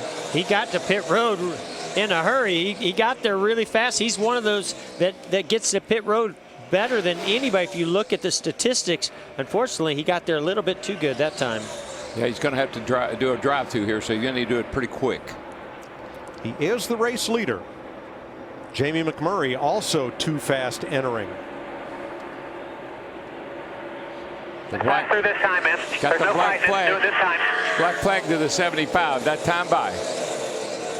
I tell you, I know how much Dale Jr. didn't like his race car earlier, but he might end up being in a pretty good position to possibly win this thing. He's battling for 4th position right now on the track, but once that 75 comes, that's a battle for 3rd. And Jeff, they've really, all year long, that Greg Ives and those guys have done a pretty good job of getting Dale Jr. what he needs in the race. Not so much qualifying, but in the race, they've been able to come up with good adjustments. So Brad Keselowski is now the leader, and Kyle Larson, who won the sprint showdown, is 2nd. What a great, what a great day for that 42 car. Incredible finish to his shootout race, and here he is. He's got a fast car. He might be able to get up here and challenge it too. Now you won't believe this, but Kyle Busch serves his penalty. He comes out in 13th, which means he's likely to start in the front 5 for the final segment. Wow. If nothing changes. Wow. He's still on the lead lap. I tell you, I just love what the 42 bunch has done, though, Jeff. Chad Johnson is crew chief. 3 weeks ago, he said, I finally have a car that I had my hands on, that I had something to do with, and it's really, really made a difference in the way this 42 is run. Remember, Kansas had a good car running 3rd, got taken out in a wreck. You know what happened last week at Dover. And now here he is tonight. That guy and that team has really come alive the last 3 weeks. Well, Congratulations. Ever since Kansas, they've been a whole different race team and different race cars for Kyle Larson. We know the talent that Kyle Larson has, and now we see the talent that the crew chief and Chad has as well. And look at this combination. I mean, there's a great chance at winning this all-star race here. Now look, they're going to draw either 9, 10, or 11 at the end of this segment that have to come to the pits, and everybody else moves up for the restart. Kyle Busch he could be a great example of stepping in poop and pulling up daisies, because if they pull an 11, Kyle Busch is going to restart on the front row. Unbelievable. Good grief. That's exactly why he sped. Because of a penalty. No, but it's why he did it. He did it on purpose. Black helicopters are circling. No, I'm just kidding. Danica Patrick battling Jimmy Johnson. Now Patrick is 1 lap down. Johnson's a lead lap car in 10th. Here's Kyle Busch's radio. Just gotta stay on the lead lap. Don't slip them. We will not be able to pit. We will not be able to pit. All we're doing is managing the gap to the 2 here, right? Hey guys, they changed left side tires on their green flag stop to have a quick stop, knowing if they stayed up front they would get 4, but as he just told him, they will not be able to pit, so he's going to be out there on fairly old right side tires. Remember what I told you before the race started in our meeting? Give me a Gibbs car, and I don't care what kind of tires I got on. Let me start up front. Whoa. I think I'll be okay. Here's one Gibbs car that's got his hands full. Denny Hamlin going to get passed by Dale Earnhardt Jr. and Kurt Busch. He was real loose underneath Dale Jr. right there. Hamlin's had an eventful evening. Absolutely. 7 laps to go in segment 2. Well, if Kyle Busch has to start the final segment from the front 2 rows with worn right side tires, those daisies are going to wilt in a hurry. Man, we got a battle down the back here between the 2 and the 42. For the lead, Kyle Larson. 42 is going to get the lead here, guys. He's coming off turn 4. And around by the 2 he goes. Ooh, 3 wide off the corner, turn 4. Is this going to work? Eeks. What I can't wait to see. If Kyle Larson wins this segment, comes in and gets 4 tires, that is going to be a show. We know what he can do, don't we? Hey guys, on that caution at lap 65 for the Weepers, Kyle Larson came to pit road and got 4 fresh tires. Brad Keselowski stayed out. Well, it's starting to show, Larry, just a little bit here. And who was it almost lost their car and complained of weepers? Kyle Larson, the leader. It's a full moon. It's one of those nights. Certainly is. It's it one of those seems like nights. all these mistakes and issues that people are having are somehow coming back to pay off for them. Now Ryan Newman, the 31, battling Joey Logano. Newman is one of those cars 1 lap down. 13 lead lap cars. Now look, the 48 just checked up right there, and I think he's playing the strategy game right now. Yeah, he's 9th right now, and the invert is either 9, 10, or 11. Yeah, he just went back to 11. He needs 1 more. Actually, if you ask me, if he wants to be safe, I think he needs really to be in 12. I'd say 11th is the hero or 0 position. Look at this. Whoa. This is the battle. Biffle doesn't want to pass him. No. Well, I think he's going to wreck him. No, Johnson's 11th. Biffle is 12th. And in the free pass position is Martin Truex, 14th. This 4 to go. This is a bizarre evening. I just got to tell you, most bizarre I've ever seen. 4 to go in segment 2. The first 8 know they're going to pit for 4 tires and get inverted. The question marks are positions 9, 10, and 11. And that is Harvick, Elliott, and Biffle. Now Trevor Bayne is 7th. Now 6th. Chase Elliott is 10th. He may or may not be part of the invert and may or may not have fresh tires for the final 13-lap segment. I think we heard Kyle Busch in the 75 say, just manage the gap, and that's really all he's doing right now, keeping the 42 at bay. Now they have shut down pit road, so nobody's allowed to come to pit road. At least until this segment's over. 1 to go, right? 1 to go. 1 to go. In segment 2. No bonus points or money for leading at the end of the segment. So right now, the cars that will be inverted and will have to come to pit road for tires are Larson, Keselowski, Earnhardt, Logano, Kurt Busch, Bayne, Edwards, Harvick, and Hamlin, maybe Chase Elliott, and maybe Greg Biffle.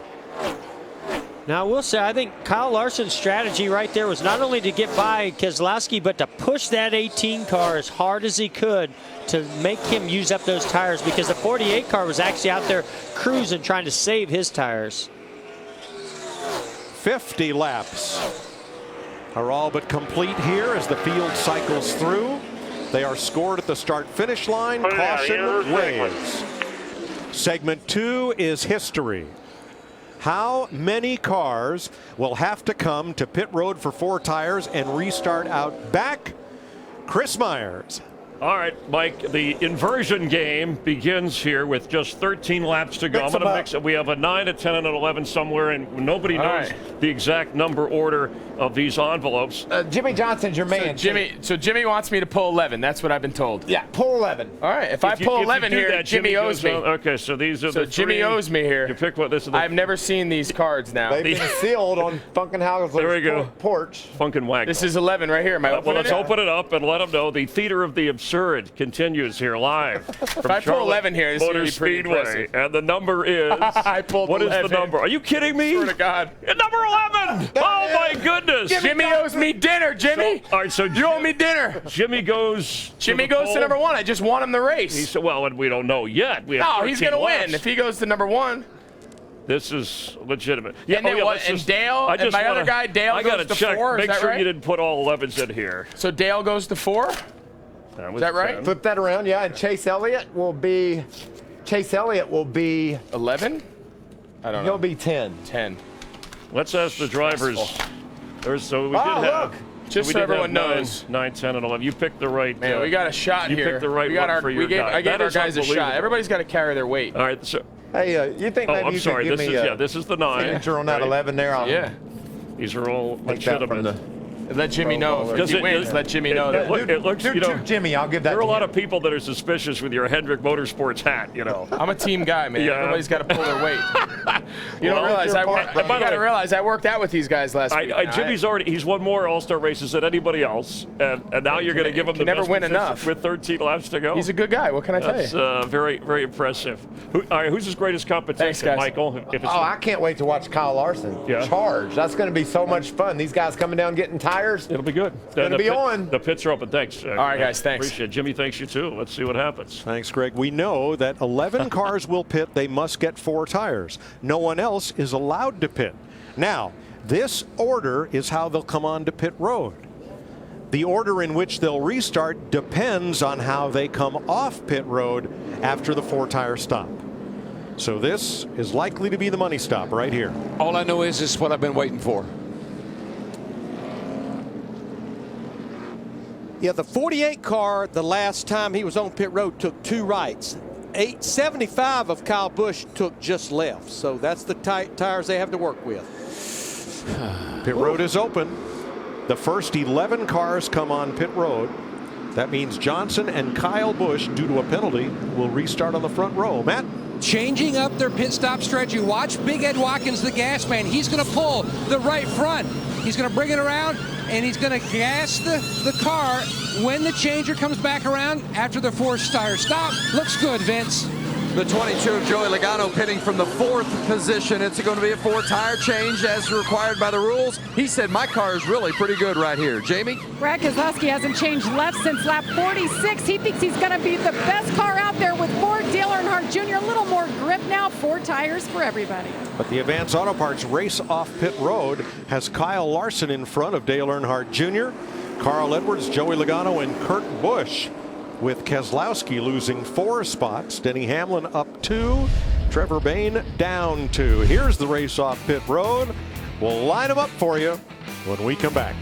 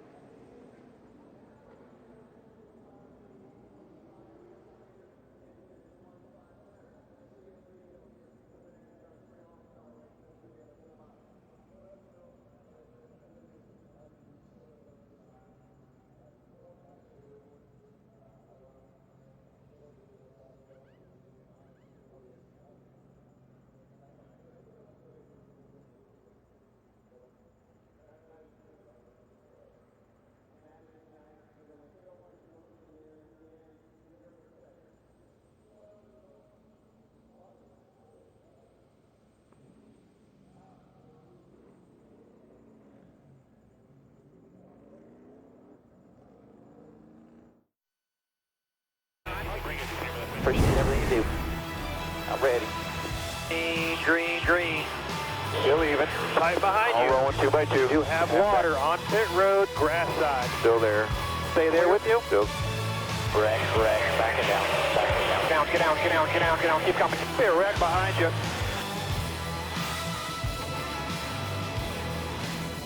Ready for the final segment in the Sprint All-Star Race. Here's your Busch Race summary.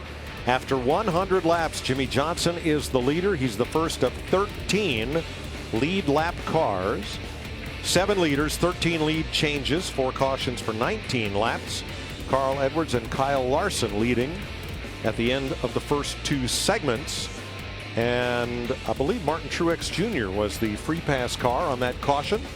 That would give us 14 cars to restart on the lead lap. Now, Jamie McMurray came in and took on tires. Since he was not one of the first 11 that were required to do so, he will be held 1 lap. And I believe he was already a lap down. I think they're just doing a test session for that one car at this 19 point. might have a problem here. Now, NASCAR officials at the head end of pit road checking lug nuts. We're told the left front does not have 5 lugs torqued to the minimum 40 pounds.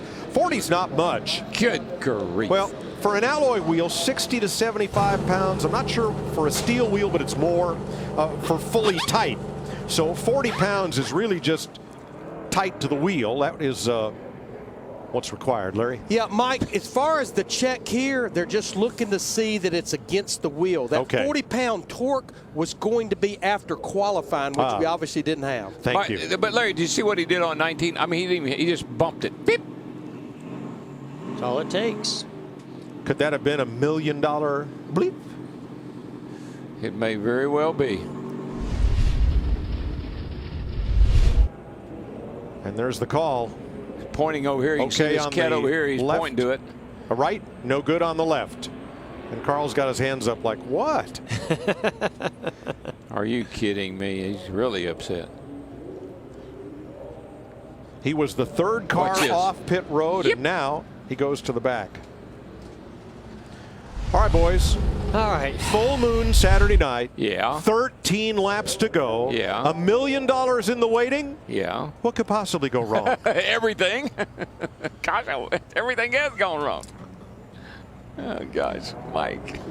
Now, during that last green flag run, you saw Jimmie Johnson dropping back a bit, lining up, getting into that 12th position. And everybody noticed, beginning with the spotter of the 42. You see that the 48 and the 4 are sandbagging a bit. Looks like, I guess that 100% rule only applies to certain people. Oh yeah, the old 100% rule. I hadn't thought about that one. We haven't used that one for a while. This is the All-Star race. Yeah. Anything's allowed. But now Harvick, I don't know. I guess he was sort of gambling. If they drew 9, I guess maybe that would have worked out for him.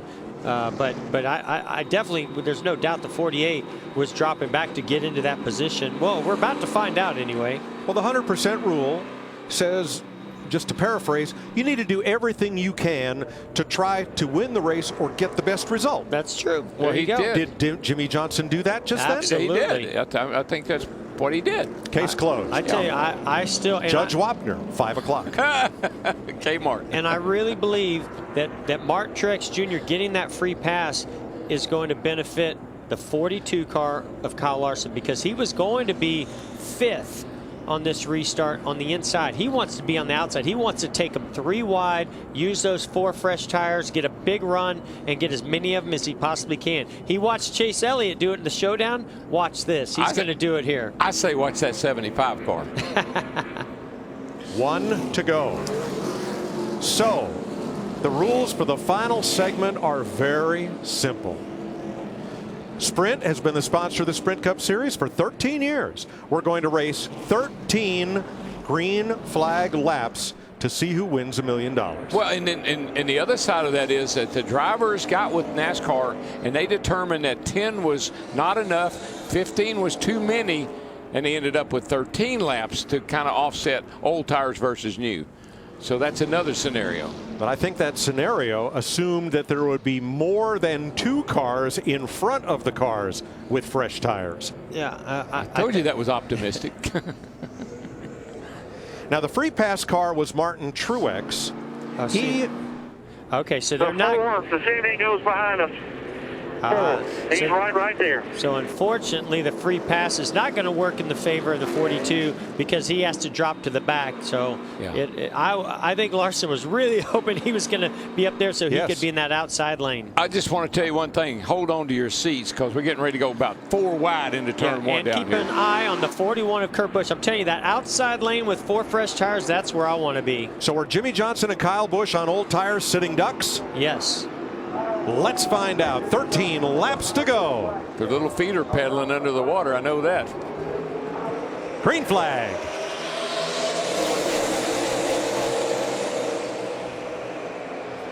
Yikes.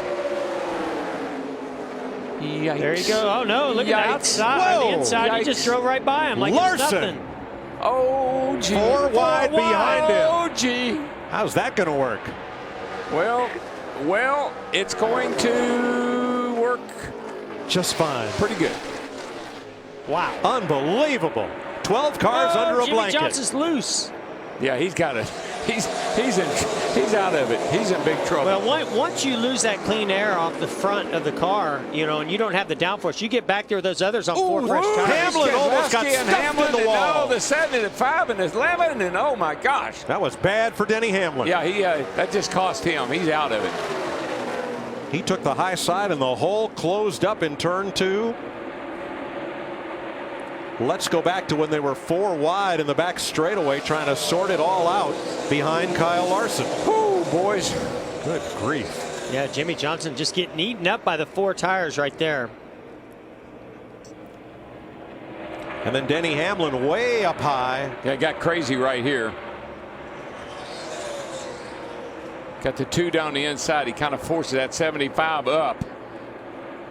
Side drafting up the 2, kind of gets him loose up near the wall. Yeah.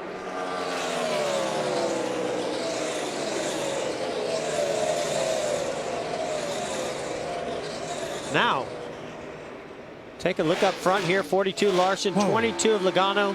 22 of Logano. I tell you, he's running some really nice lap times here. This thing's not over. Jeff, he's a little quicker. Out of turn 2, Keselowski moved Trevor Bayne to move up into the 4th spot and took Carl Edwards with him. I believe this Logano. I believe he might have something for Larson. He's just chasing him down. He went 2/10 quicker that lap. Logano did. He gets up there a little closer. He gets to smell that little bit of draft that could pull him right to the back bumper of the Larson. Early today, Kyle Larson used up both sides of his race car to keep Chase Elliott at bay because that was his only hope of getting into the Sprint All-Star race. Now, he's 8 laps away from $1 million. What a day he would have. Oh, my goodness. What happened there? Kurt Busch, Trevor Bayne fighting for all of it. Man, how wild was that when they rubbed tires and it just filled the inside of that car with smoke on the 41. I don't think that battle's not over with yet. They're still side by side.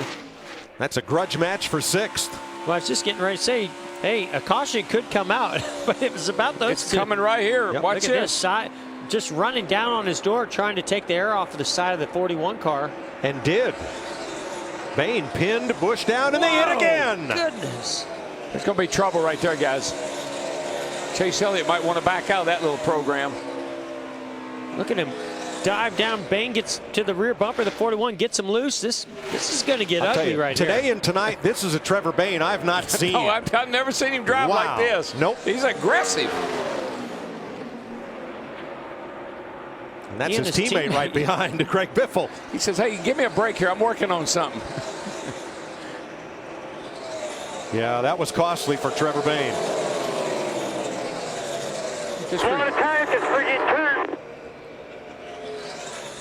Third place changes hands. Keselowski moving up. Vince? The 22, Joey Logano's been running some of the fastest laps throughout the course of the night, and they were really happy with his car. Just haven't really had the track position.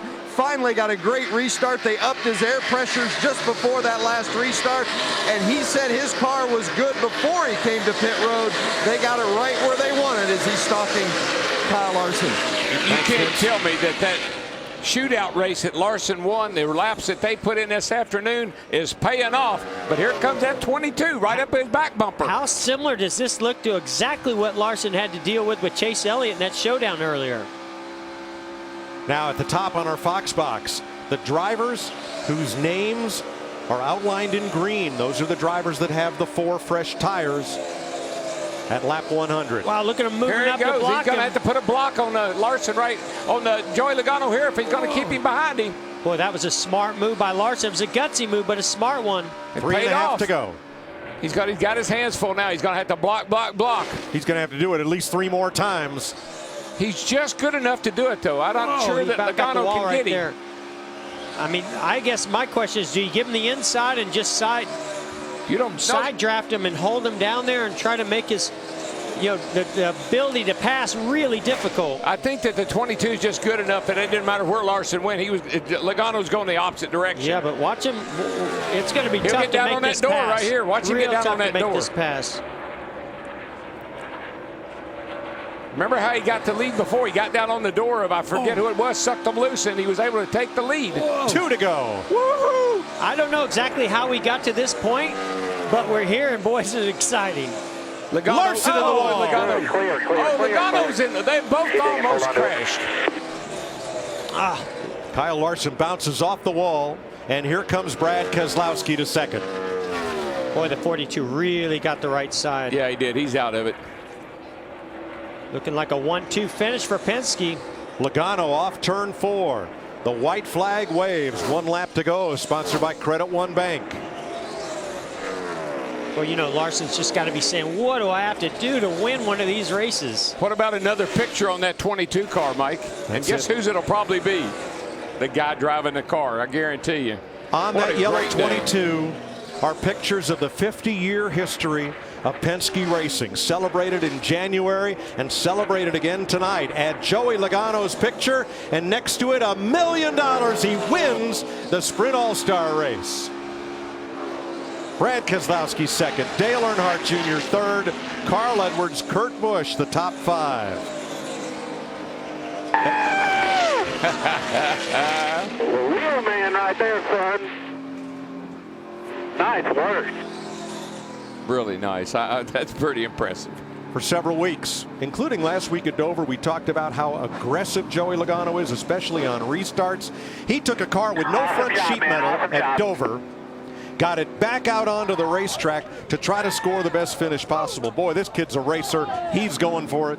He wins $1 million. I think right here, though, Kyle Larson knew he had his hands. He was going to have to block Joey Logano to keep him behind him. And he did everything in his power to keep him from it. But they made contact down here in turns 1 and 2, and Larson went up in the wall. Joey Logano taking the checkered flag and putting on the smoke show. That is tonight. That's as good as it gets right there. Sunoco fueling victories. Did you see that, Mike? He must have done about 3 or 4 loops right there. Did. It's his first win in his 6th All-Star appearance. Well, he might and get the stuck in 3rd the mud. All-Star win Better get out of that grass. for Team Penske. That is a cool paint scheme right there for Roger Penske, celebrating 50 years. He's going to, I swear, he's going to blow all the tires out. Fronts, Tires, rears, the engine. everything's going to be gone. There Look they at go. it. There they Bam. go. I'm That did done. it. And all the great Penske drivers through history are depicted on that car. Rick Mears is there, Mark Donohue, George Fulmer, everybody. What a win. Let's see what happened right here. I mean, Kyle Larson knew he had his hands full here with Joey. Joey had gotten a run on him. You see him block him there. Got down in beside him here, and they just go off the corner. They're both driving down in there way over their heads, I'm sure. Yeah, Larson was just trying to get to that quarter panel. Trying to get down on that door. See how it got him loose. Unfortunately, got him into the wall. He was hoping to be able to get down in there and get on that door and get him loose and get him loose. But he just didn't have enough room.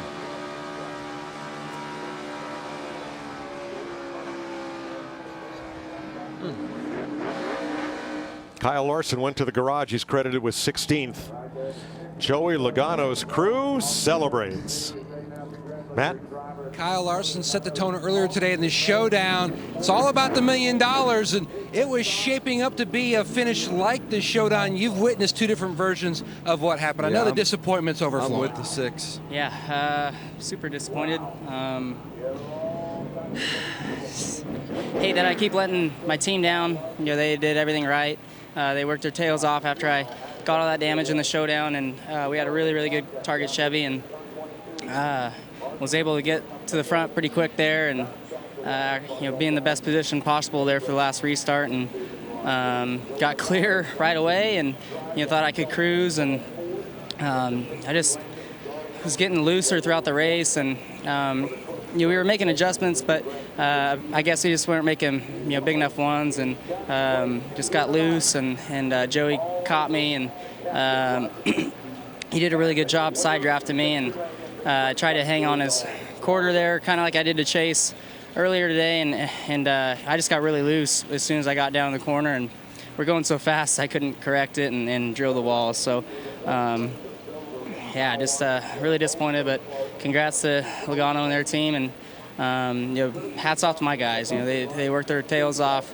We've had, you know, fast cars the last few weeks where we have struggled with that recently up until, you know, now. So having fun, just it's be hard to get over. Thanks, Kyle. Chris? All right, perspiring with disappointment, but what a show he has put on today. Let's go to victory lane, overcoming all-star adversity. Joey Logano and Jamie Little is there for the celebration for the 22.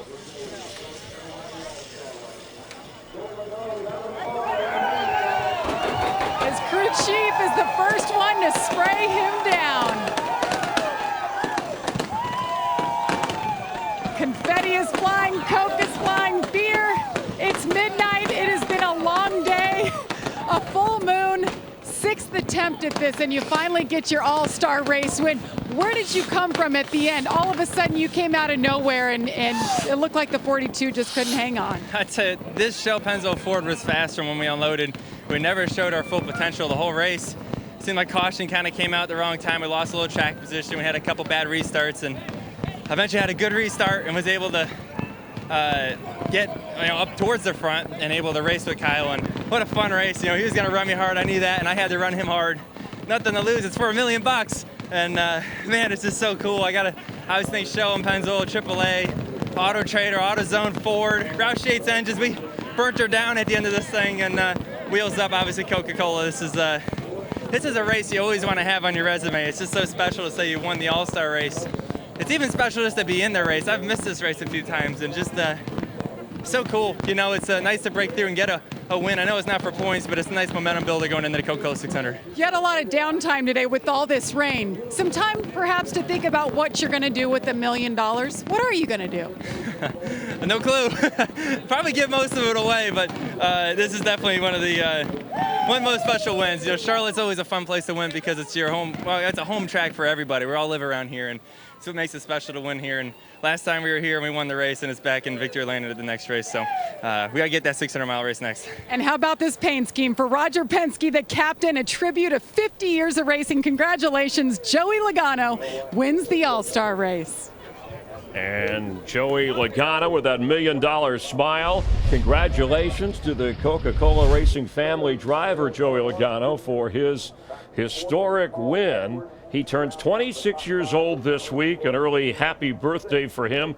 Former Daytona 500 winner, putting on an all-star performance worth remembering. Trevor Bayne, a showdown winner, racing in this. And let's check in. He's standing by with Vince Welch. What an exciting event for Trevor Bayne. You made the great 3-wide pass in the showdown earlier today, and you had a great battle with Kurt Busch, among others, in the All-Star race. How do you describe this experience today? Yeah, I'm just glad we're still here past midnight racing and having fun. Really proud of my team this weekend. You know, we won the first segment of the showdown, got to race in this All-Star, and we were a contender at the end. Off of turn 2 there, I don't know what happened, but they all stacked up, and I went to the bottom and got by like 6 of them in one corner. And Brad was coming in a hurry behind me and had to move me out of the way once, so we got loose, lost a few spots. And one of those spots was to the 41, and he kind of got into my left rear, so I put it on his door, and then he got in my left rear, and I put it on his door, and we were going back and forth. And you know, you can get heated in those battles, but all in all, it's a race. It's, you know, you just try to win it, try to finish as good as you can. It's not a points day. I thought we were losing a left rear tire at the end, but we didn't. So we'll try to learn from this for the 600. I'm proud of the momentum our team's making. I mean, the way I see it, all the best cars were out here tonight. We had a top 10 finish solidly, and if we can do that every week, we'll be solidly making our way into the chase and doing what we want to do, meeting our goals, and just had a fun weekend so far. Yeah, you made it exciting. Well done. Trevor Bayne, 7th. Encouraging signs. Midnight mayhem in May. It was that kind of all-star race. Chris Myers with Michael Waltrip. And you said at the beginning, it seems like a long day here. The Fords had speed, so obviously Logano and Keselowski. What else did they need to win this race? Well, they needed to be perfect in the pits. They had to make the right decisions, not get caught behind like we saw some of the other guys doing, and all that stuff worked out. But mainly, to win the all-star race, you've got to be fast. And from the time they hit the track this morning, both those Penske cars were that. They took advantage of the speed. And Greg Olson selected a Hendrick car. It was Jimmy Johnson with the inversion. We thought Dale Earnhardt Jr. might have a shot. He wound up third. Vince caught up with the driver of the 88. Well, we're just laughing with Dale Earnhardt Jr. We had that radio where you said it reminded you the first time you were flying a remote control helicopter. It was that kind of craziness today? Yeah, I didn't know what way was up and what way was right and left.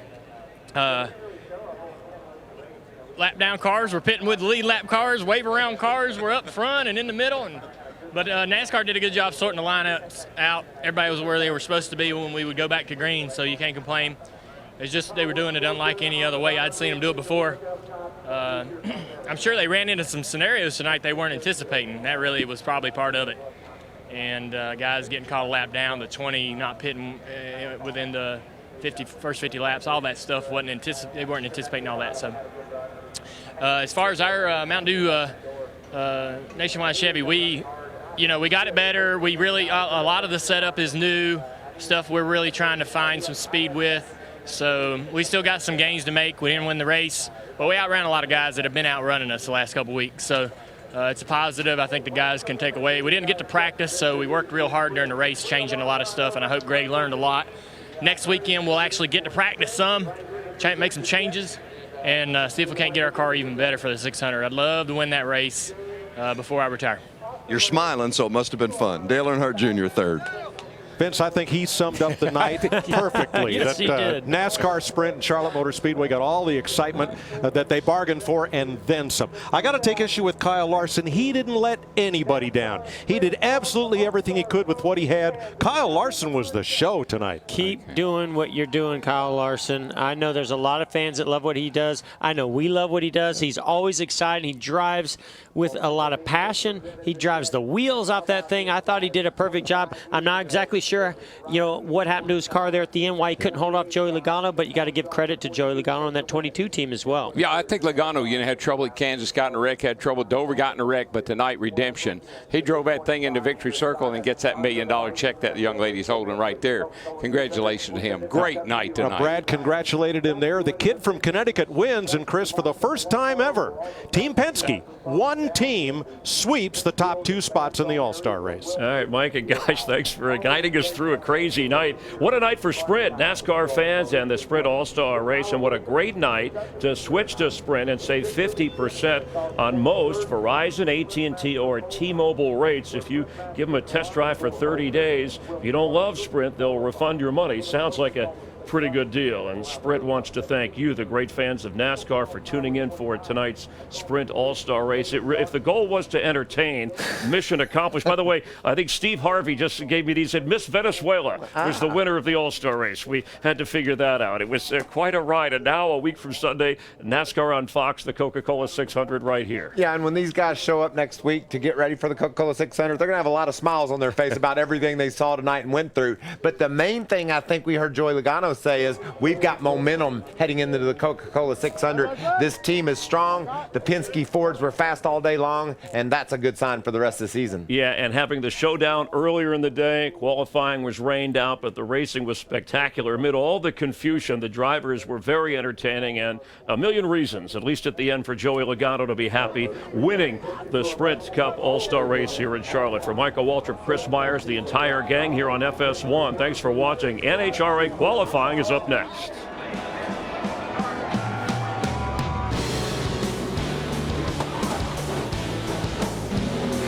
At number 11, picture, and next to it, $1 million. He wins the Sprint All-Star Race. This copyrighted telecast may not be reproduced, retransmitted, or used in any form without the authorized written consent of NASCAR Broadcasting. NASCAR would like to thank all of our fans for your support, and we hope you enjoy today's broadcast.